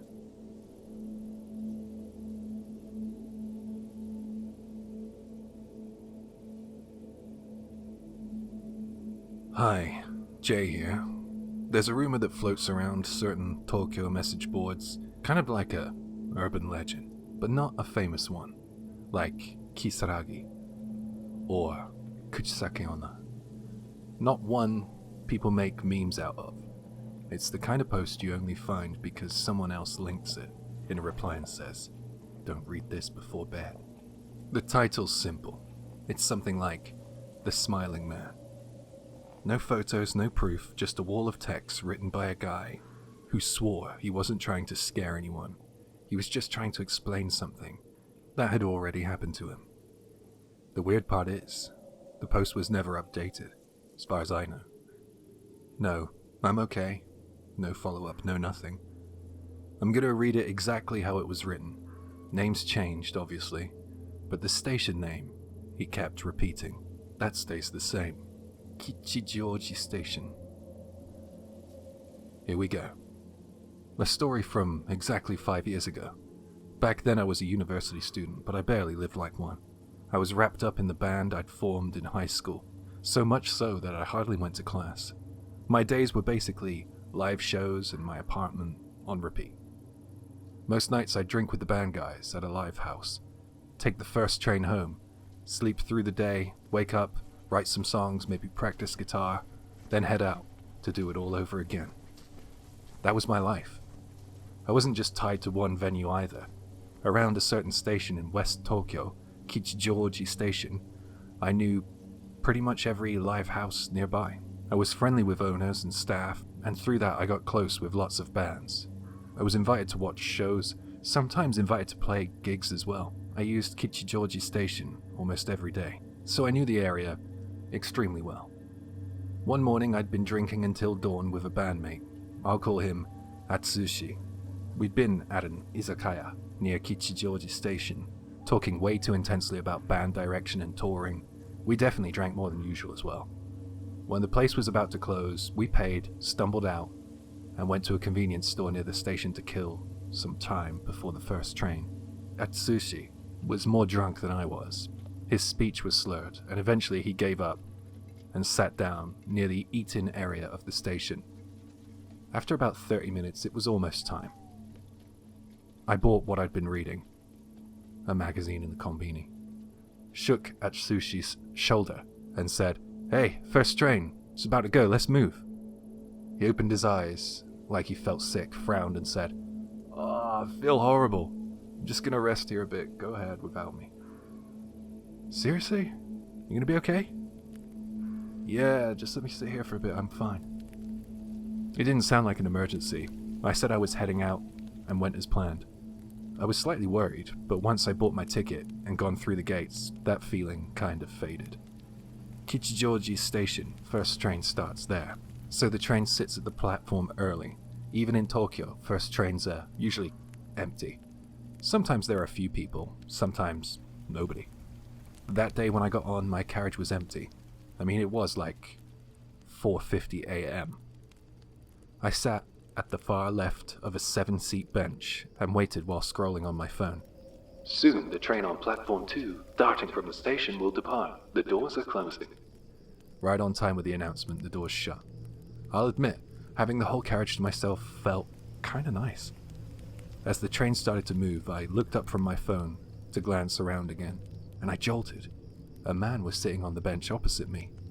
When I got on, there was definitely nobody, and while I'd been on my phone, I hadn't sensed anybody either. Maybe he slipped in quietly. Maybe I just didn't notice because I was still kinda drunk. I tried not to make a big deal out of it until I noticed what he was doing. He was average height and build, probably around my age, well-groomed, wearing a black suit. And he was just staring straight at me, eyes open wide, smiling. Not a quick, polite smile. He was just grinning, endlessly, like he was pleased that I was there. It was unsettling. But I didn't move seats. I had this weird sense of déjà vu, like I'd seen him somewhere before. I even thought maybe he was an acquaintance messing with me. If so, it'd be pretty rude of me not to acknowledge him, so I gave him a small nod. Nothing. He just kept smiling and staring. The smile looked flat, like it was stuck on, smooth and empty like a mask. I started to feel worse by the second. Who is this? I stood up and walked towards the back carriage a little unsteadily. I grabbed the connecting door and I pulled it open. And then right behind me, I heard him say, "Take me with you." I moved into the next carriage and I slammed the door shut. Take you with me to where? I'm just going home. Goosebumps ran hard over my arms. That wasn't no acquaintance I knew. If anything, that was just a straight-up creep. The next carriage had a few passengers. Seeing other people made me breathe normally again. I sat at the far end and kept an eye out, expecting that weirdo to follow, but nobody came through. My nearest station arrived, and I got off and walked home. Once I locked the door, sleepiness and alcohol dulled everything. That man stopped feeling important. I showered quickly, got into bed, checked my phone. It was around about 7:30 a.m. That night I'd planned to go back out to the live house near Kichijoji Station to watch a friend's show, so I wanted to sleep. I put my phone down and I closed my eyes, and something happened that has never happened to me before. The moment my eyes shut, Kichijoji Station appeared inside of my eyelids. It was black and white, but it was unbelievably real. I could clearly see people and cars moving like live footage. I didn't understand it and I opened my eyes. I saw my apartment ceiling. I closed my eyes again. Kichijoji Station again. It scared me, but once I forced myself to think, a strange excitement crept in too. It felt close to what people call a lucid dream. Except, I have never experienced anything like that before. So I thought, is this a dream? If this is a dream, I'm gonna go for a walk around Kichijoji. Curiosity beat the vague fear I had. I focused on the scene behind my eyelids and I walked through the area around the station, past Inokashira Park, past the fast food places, past the bright shopping street that always seems half awake even in the early morning, Sun Road. It looked exactly like the real Kichijoji area, just monochrome and too real. After a while it even started to feel dull. I turned back towards the station building, thinking maybe something would happen if I went inside, but the entrance was shut. It didn't look open yet. As I waited there, more and more salarymen appeared, heading through. The station clock pointed to 8 a.m. Right, commute time. Then I headed towards the convenience store. My friend was still asleep in the eat-in area. I put a hand on Atsushi's shoulder and I shook him. "Hey, it's already 8. He groaned, stood, stared at me like he didn't quite understand, and then said, sorry, and then hurried off towards the station. I wandered the store briefly, but I didn't want anything, so I stepped back outside. I mean, not like I could buy anything. And then the fear properly came, because it was too real. I'd gotten into bed at around 7:30. In this dream, it was 8 a.m. Atsushi was there, asleep, exactly as he should be. The scenery was perfect, no distortions, no dream logic. It didn't feel like I was dreaming, it felt more like I'd been dropped into the real place. The only thing that made it not real was the lack of color. The fear kept swelling until I couldn't take it. I opened my eyes. My apartment's ceiling. Relief hit hard, like I'd been holding my breath. I checked the time. Somehow it was a little after 6 p.m. Maybe it was the alcohol, maybe I'd passed out immediately and slept deep enough to scramble my sense of time. I did have that clear post-sleep freshness. Once I calmed down, I was honestly excited. I figured the weird dream would make a cool story at the live house tonight. I was sweating like crazy, so I showered quickly and headed by train to Kichijoji Station. At the live house, whilst I was greeting people, I spotted Atsushi with a beer. Right, he said he'd come tonight. When he noticed me, he poured a beer for me and walked over. Yo! He didn't look hungover at all. We clinked beers. Man, we drank hard yesterday. Yeah, properly got into it. Atsushi, you drank way more than me. I thought you'd be hanging today. I didn't expect you to show up. I thought so too, but after that, I really did pass out at that convenience store. Yeah, I thought you might have. We laughed. Then Atsushi said, casual as anything, but someone shook me awake pretty early. If they hadn't, I'd probably been dead the whole day. My face changed immediately. Wait, what time? My tone went serious, so suddenly he looked confused. Huh? What? I guess probably a little after 8. It lined up with what I'd seen. Coincidence? That vague fear from the dream spread across my chest again. Who was it? I swallowed. A guy I don't know. Someone being helpful or someone wanting me to move on, I guess. Okay. I let out a big breath, but the relief lasted a second. Like, around our age, a salaryman, suit and all. He had this huge smile on his face, so huge it actually kind of creeped me out a bit, to be honest. Instantly I saw that flat, stuck-on grin again. That mask-like smile. The man on the first train. My skin went cold. I didn't know what to do with it, so I told Atsushi everything, from the moment we split up that morning. He listened hard. I hope you're just not overthinking it, but yeah, that's a little too perfect. No, it's getting properly scary now. I genuinely don't want to go to sleep tonight. I don't get it. Atsushi nodded like he'd just made up his mind. Well, then there's one plan. We drink again tonight, right through to the morning, and then you stay at my place. Done. He grinned like it was nothing. I thought he was an idiot, but his confidence, his stupid brightness, it helped. It helped. So I agreed. The live ended. The venue closed. And like we said, we drank until the morning came. As we got drunk, we got brave, shouting things like, "If you're coming, come then," hyping each other up. After closing, we killed time at a convenience store and then took the first train to Atsushi's place. At his place, we finished one last beer, and then it was finally time to go to sleep. Atsushi told me, "I won't fall asleep until you fall asleep, alright?" I closed my eyes carefully. And again, Kichijoji Station appeared. Monochrome, behind my eyelids. Fear surged and I almost opened my eyes immediately, but I needed to confirm something. So I forced myself to keep going and head down towards the station. It's fine, Atsushi is right next to me, in reality. I hurried to a restroom outside the station and I looked in a mirror at the sink and I collapsed. Because the mirror didn't show me, it showed him. And worse than that, this time, I couldn't wake up. Wake up, wake up, wake up, wake up. I kept repeating it desperately. And then right by my ear, I heard that voice. Or maybe I said it without realizing, I honestly don't know. "You brought me here." My mind went blank. I squatted in front of the mirror and I couldn't move. I don't know how much time passed, but I looked again. And that man was still there.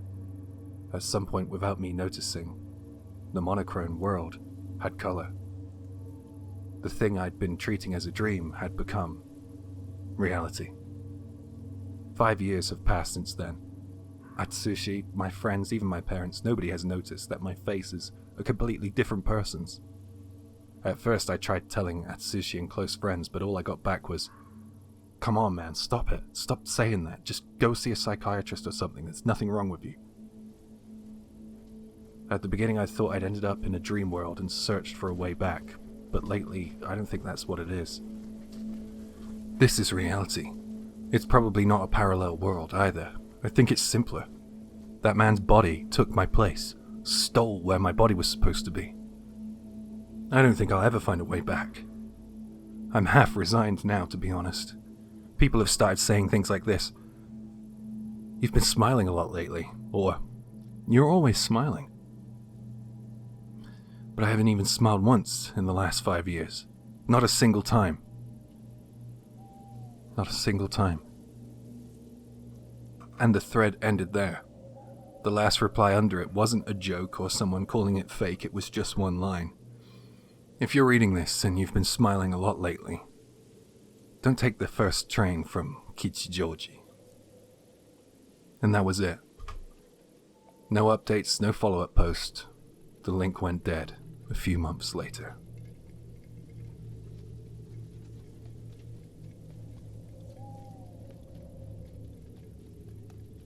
I'm keeping something from my relatives, mainly my wife's side of the family. Why am I the only one who knows, and why back then did my father-in-law only tell me? Even now, more than 10 years later, I still don't know. It happened 2 months after my wife's mother, in other words, my mother-in-law, passed away. That day was my nephew's birthday. The family gathered and we had a small birthday party. My brother-in-law asked me to. So I was filming the party on an 8mm tape recording camera. My father-in-law was there too. Dementia symptoms had already started showing. When he was healthy, he helped me countless times. When I married my wife, when our daughter was born, more times than I can even count. To be honest, compared to my real father, a drunk who was buried in debt, my father-in-law was on another level. He was a proper man, someone I genuinely respected as a father. So seeing him sitting there, staring into empty space with that vague, unfocused look, when I thought about everything he'd done for me, was just painful. It felt cruel.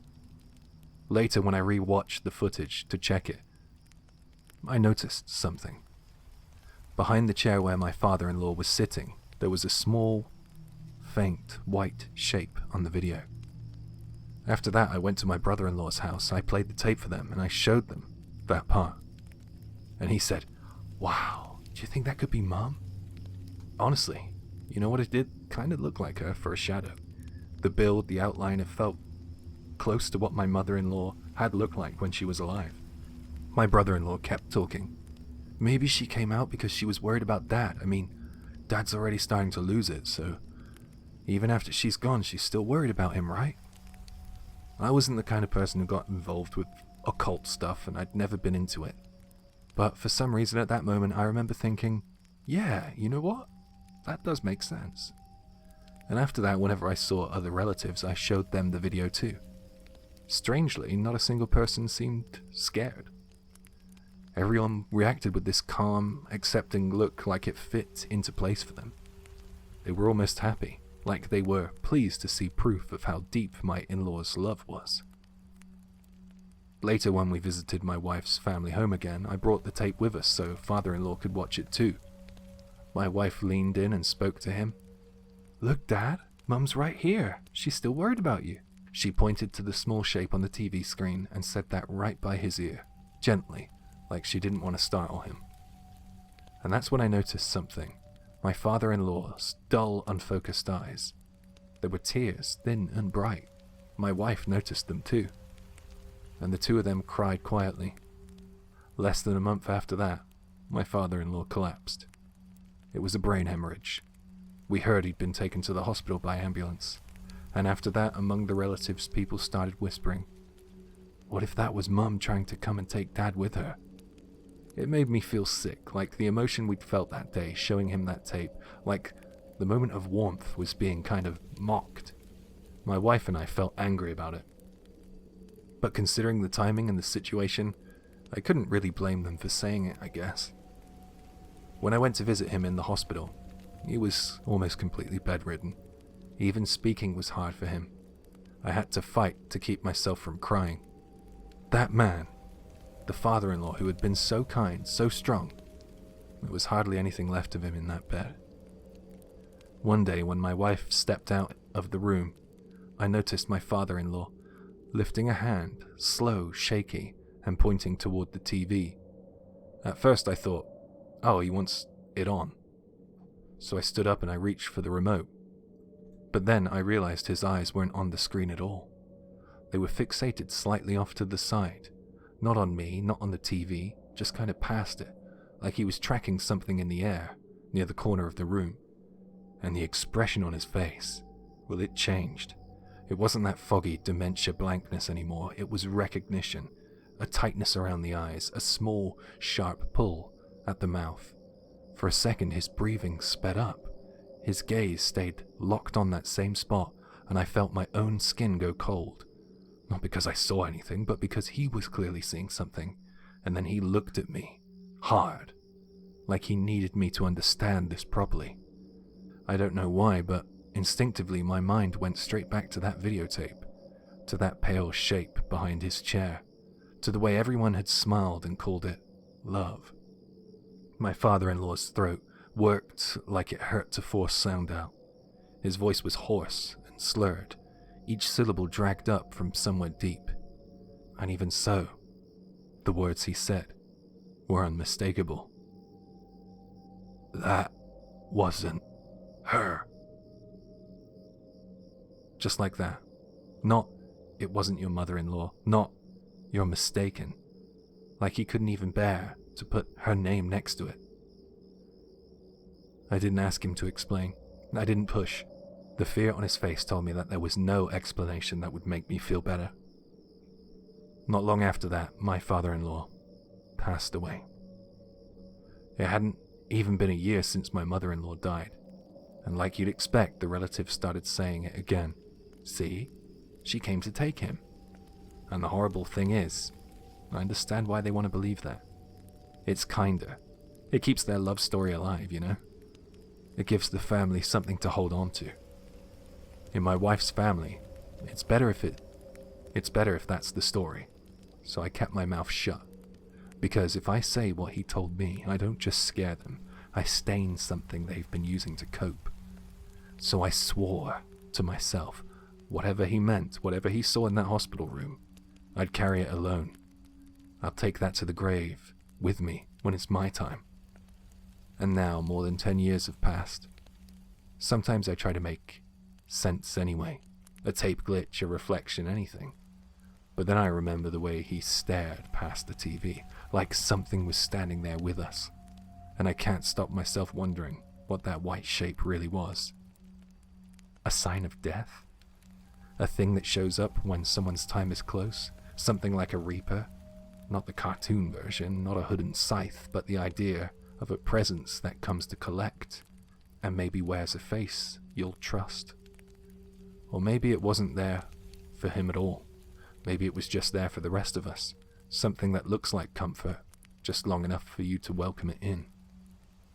Either way, my father-in-law, the man who never spoke badly of anyone, used the last strength he had to deny it. That wasn't her. These days, the video almost never comes up in conversation anymore, and I'm grateful for that, because every time I picture that small white shadow behind his chair, I also picture the look on his face in the hospital room.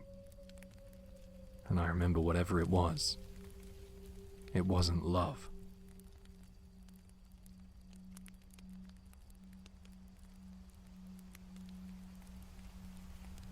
Last New Year's Eve, I, call me Yui, drove out with my husband, Ryo, and my younger sister, Amy, to Ryo's parents' place in northern Kanto.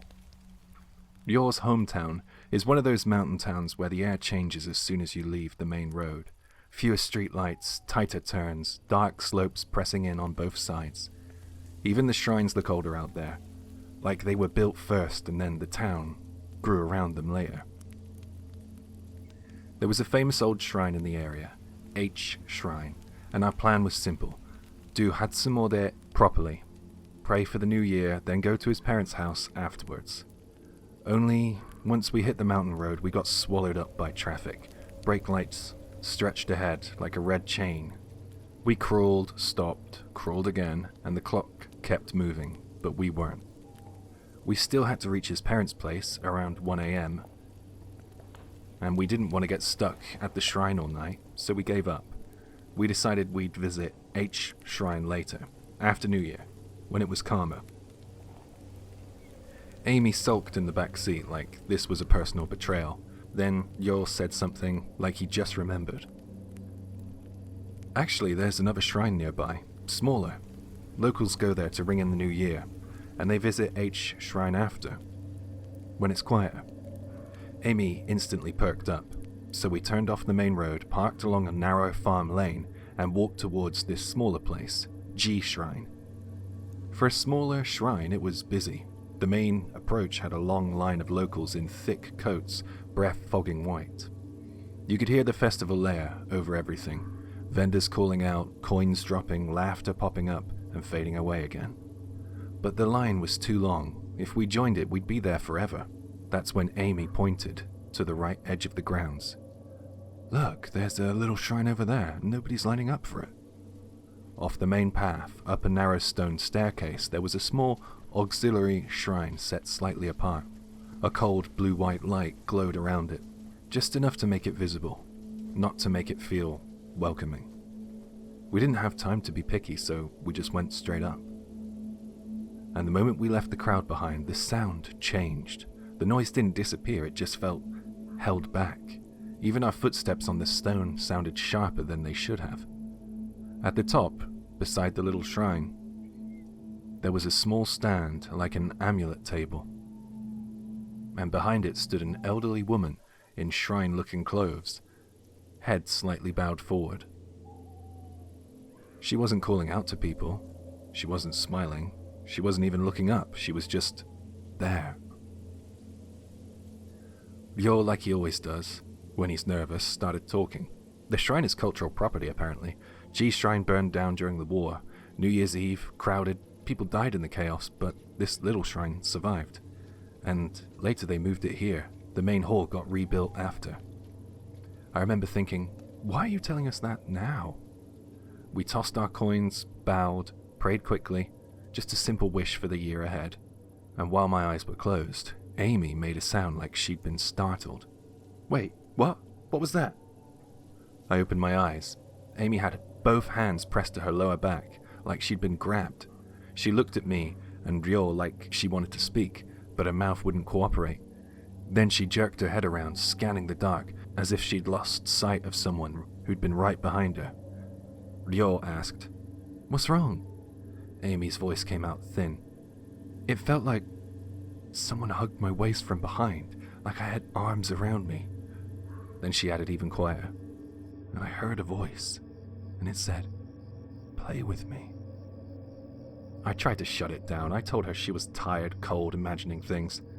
But up there under that pale light, away from the crowd, with the trees tight around the edges, it didn't feel like the right place to argue with the dark. Yor's face tightened just for a second, and then he said, "Let's go. We're leaving." As we turned to go back down, the distant crowd on the main approach erupted, cheers rising like a wave. New Year had hit, and that's when the old woman, still not looking up, murmured like she was talking in her sleep. "Take a charm with you. Not, would you like one, or it's for protection. Just take it." I looked at what she was offering and my brain rejected it immediately. It wasn't cloth, it wasn't pretty, it looked like bare carved wood with a pattern cut into it. Too raw, too plain, like it wasn't made to be carried around in someone's pocket. Had jagged edges and looked awkward. I shook my head and said, No thank you." Yor didn't take one either, but Amy did. She took it like she didn't realize she was doing it.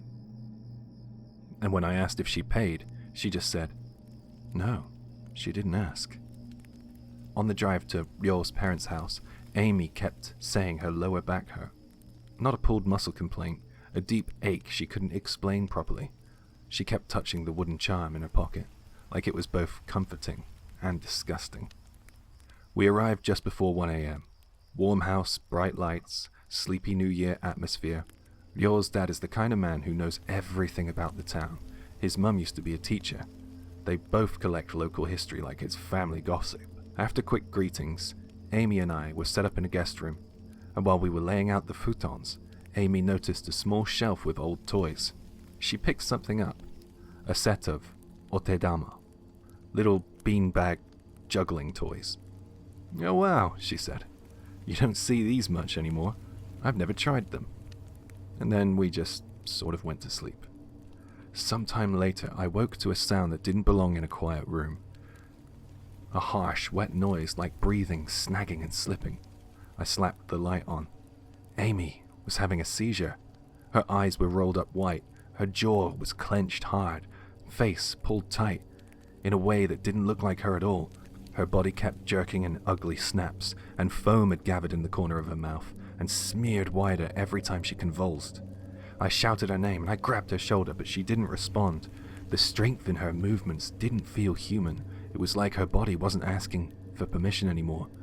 I screamed for Ryo. He burst in, and the moment he hit the futon beside her, it stopped. Not calmed down, but completely stopped. Amy went still, breathed slowly, like she'd been asleep the whole time. Ryo and I stood there, listening to her breathe, waiting for it to start again, but it didn't. Near dawn, I woke again. Amy wasn't beside me. There was a noise in the kitchen, wet, repetitive, like someone chewing with no manners at all. I crept to the doorway, and I saw that the fridge door was open. Amy was crouched in front of it, eating like she hadn't eaten in days. The fridge light was spilling out all around her. One hand held daikon radish, the other held raw meat. She was chewing fast, messy, like she didn't care what it was. Her mouth and chin were smeared dark. I grabbed her wrist. "Amy, what are you doing? We're in somebody else's house."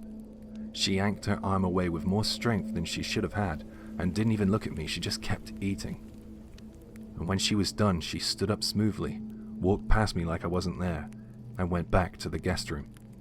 I followed, heart thudding, and there she was, sitting with the otedama. And she started juggling. Not clumsy, not learning, perfect.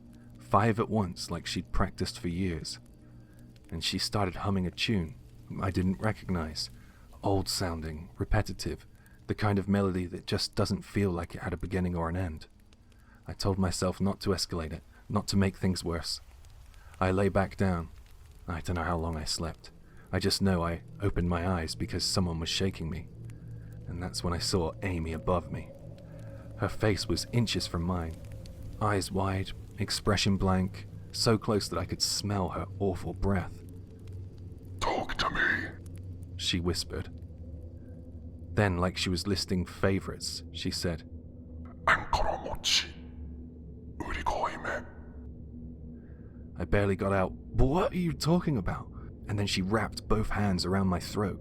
A real grip, clean, crushing, not playful, not confused, like she knew exactly what she was doing. My voice vanished, my hands clawed at her wrists, my legs kicked uselessly against the futon. And then, her mouth held this faint, pleased curve, like she was enjoying how quickly I stopped being able to fight properly. Ryo crashed in first, and then his parents came in right behind him. All 3 of them dragged her off me. Amy fought like something else was driving her, thrashing, twisting, making sounds that didn't match her body. At one point she lunged and bit Ryo's father's arm hard enough to draw blood. His sleeve tore, the bite left a deep mark. They forced her down and tied her to a pillar, wrapping rope around her again and again because she kept trying to get loose. Amy screamed threats and then sobbed in a voice that didn't sound like hers, and then she laughed. Her eyes didn't blink properly, they stayed open way too long, and then she kept repeating, "I'll kill you. I'll kill you. I'll kill you." over and over like she was tasting the words. Ryo's father called the head priest from H Shrine. The priest arrived fast, like this wasn't new to him. He looked at Amy tied up and didn't panic. He just asked one question. Where is it? Ryo's father turned to us. Did you bring anything back? A charm? My stomach dropped. I handed over the wooden charm Amy had taken. The priest looked at it once and muttered, Right, that's it. They took Amy, still restrained, back to H Shrine to deal with it properly. Ryo's mother went with them. When their car disappeared down the road, Ryo's father turned on Ryo. You were there. You led them to that place. Ryo didn't argue. Then his father looked at me and said, flat and certain, that thing. People here call it Mamoro, a charm that lets something leak out. I told him we'd seen an amulet stand and we'd seen a woman there. Ryo's father shook his head. That little shrine doesn't have a booth. Not there. Amy and Ryo's mother didn't come back on New Year's Day. They returned the morning of the 2nd. Amy walked in like nothing had happened, smiled, ate breakfast, talked normally. If I hadn't felt her hands around my throat, I would have convinced myself we'd imagined the whole thing. I asked Amy if she remembered any of it. She didn't answer. Ryo told me not to push her. Months passed, nearly a year, and as the next New Year crept closer, Amy came over to our place, and out of nowhere she spoke again about that night. Do you remember? At the shrine? She said. When I told you I heard a voice? Play with me? I nodded. That night I woke up because I heard it again. She said the room went dark, but she could see anyway, like the darkness wasn't doing its usual job. The voice came from the corner of the ceiling. Play with me. So she looked up, and she saw something moving along the ceiling towards her. A child-sized shape, blackened like it had been through fire. Its skin looked scorched and was peeling in places, like it didn't belong on a living body. It moved upside down, and when it turned its head, it turned it too far, like the neck didn't have limits anymore. It looked down at her with very large, yellowish eyes, and smiled like it was delighted that she'd finally noticed. Amy said the worst part was the hair. The hair was too long. It dragged from the ceiling to the floor, trailing behind it, like a wet rope. As it crawled closer, the hair slid over the edge of the futon and brushed her face. Then it leaned directly above her and smiled wider, teeth dark and wet-looking in the dim light. And after that, her memory broke. The next thing she remembered was being somewhere else. A grey place. Empty, colourless. There were 4 round shapes floating nearby, like balls suspended in air. The child shape was there too, moving like it was controlling them, murmuring something Amy couldn't understand. One of the 4 shapes swelled larger than the others, pulsing like it was breathing. And then she said she was yanked out of that space, and the next thing she saw was the priest's face. Amy smiled awkwardly when she finished, like she expected me to laugh somehow. She told me that she didn't remember choking me. She'd only heard about it afterwards. But then she said something that made my stomach twist again. After that, I got really good at juggling otedama. It was true. Sometimes when she visits, she just sits in our tatami room humming that same unfamiliar tune, and she juggles them for ages without dropping one. Ryo watches her and mutters quiet like he's trying to convince himself. Just don't think about it. Don't think about it. This year, Amy says she wants to go back. Not to mess around, to do it properly, to pray the right way. Still don't really know what that means or what I should believe about this whole situation.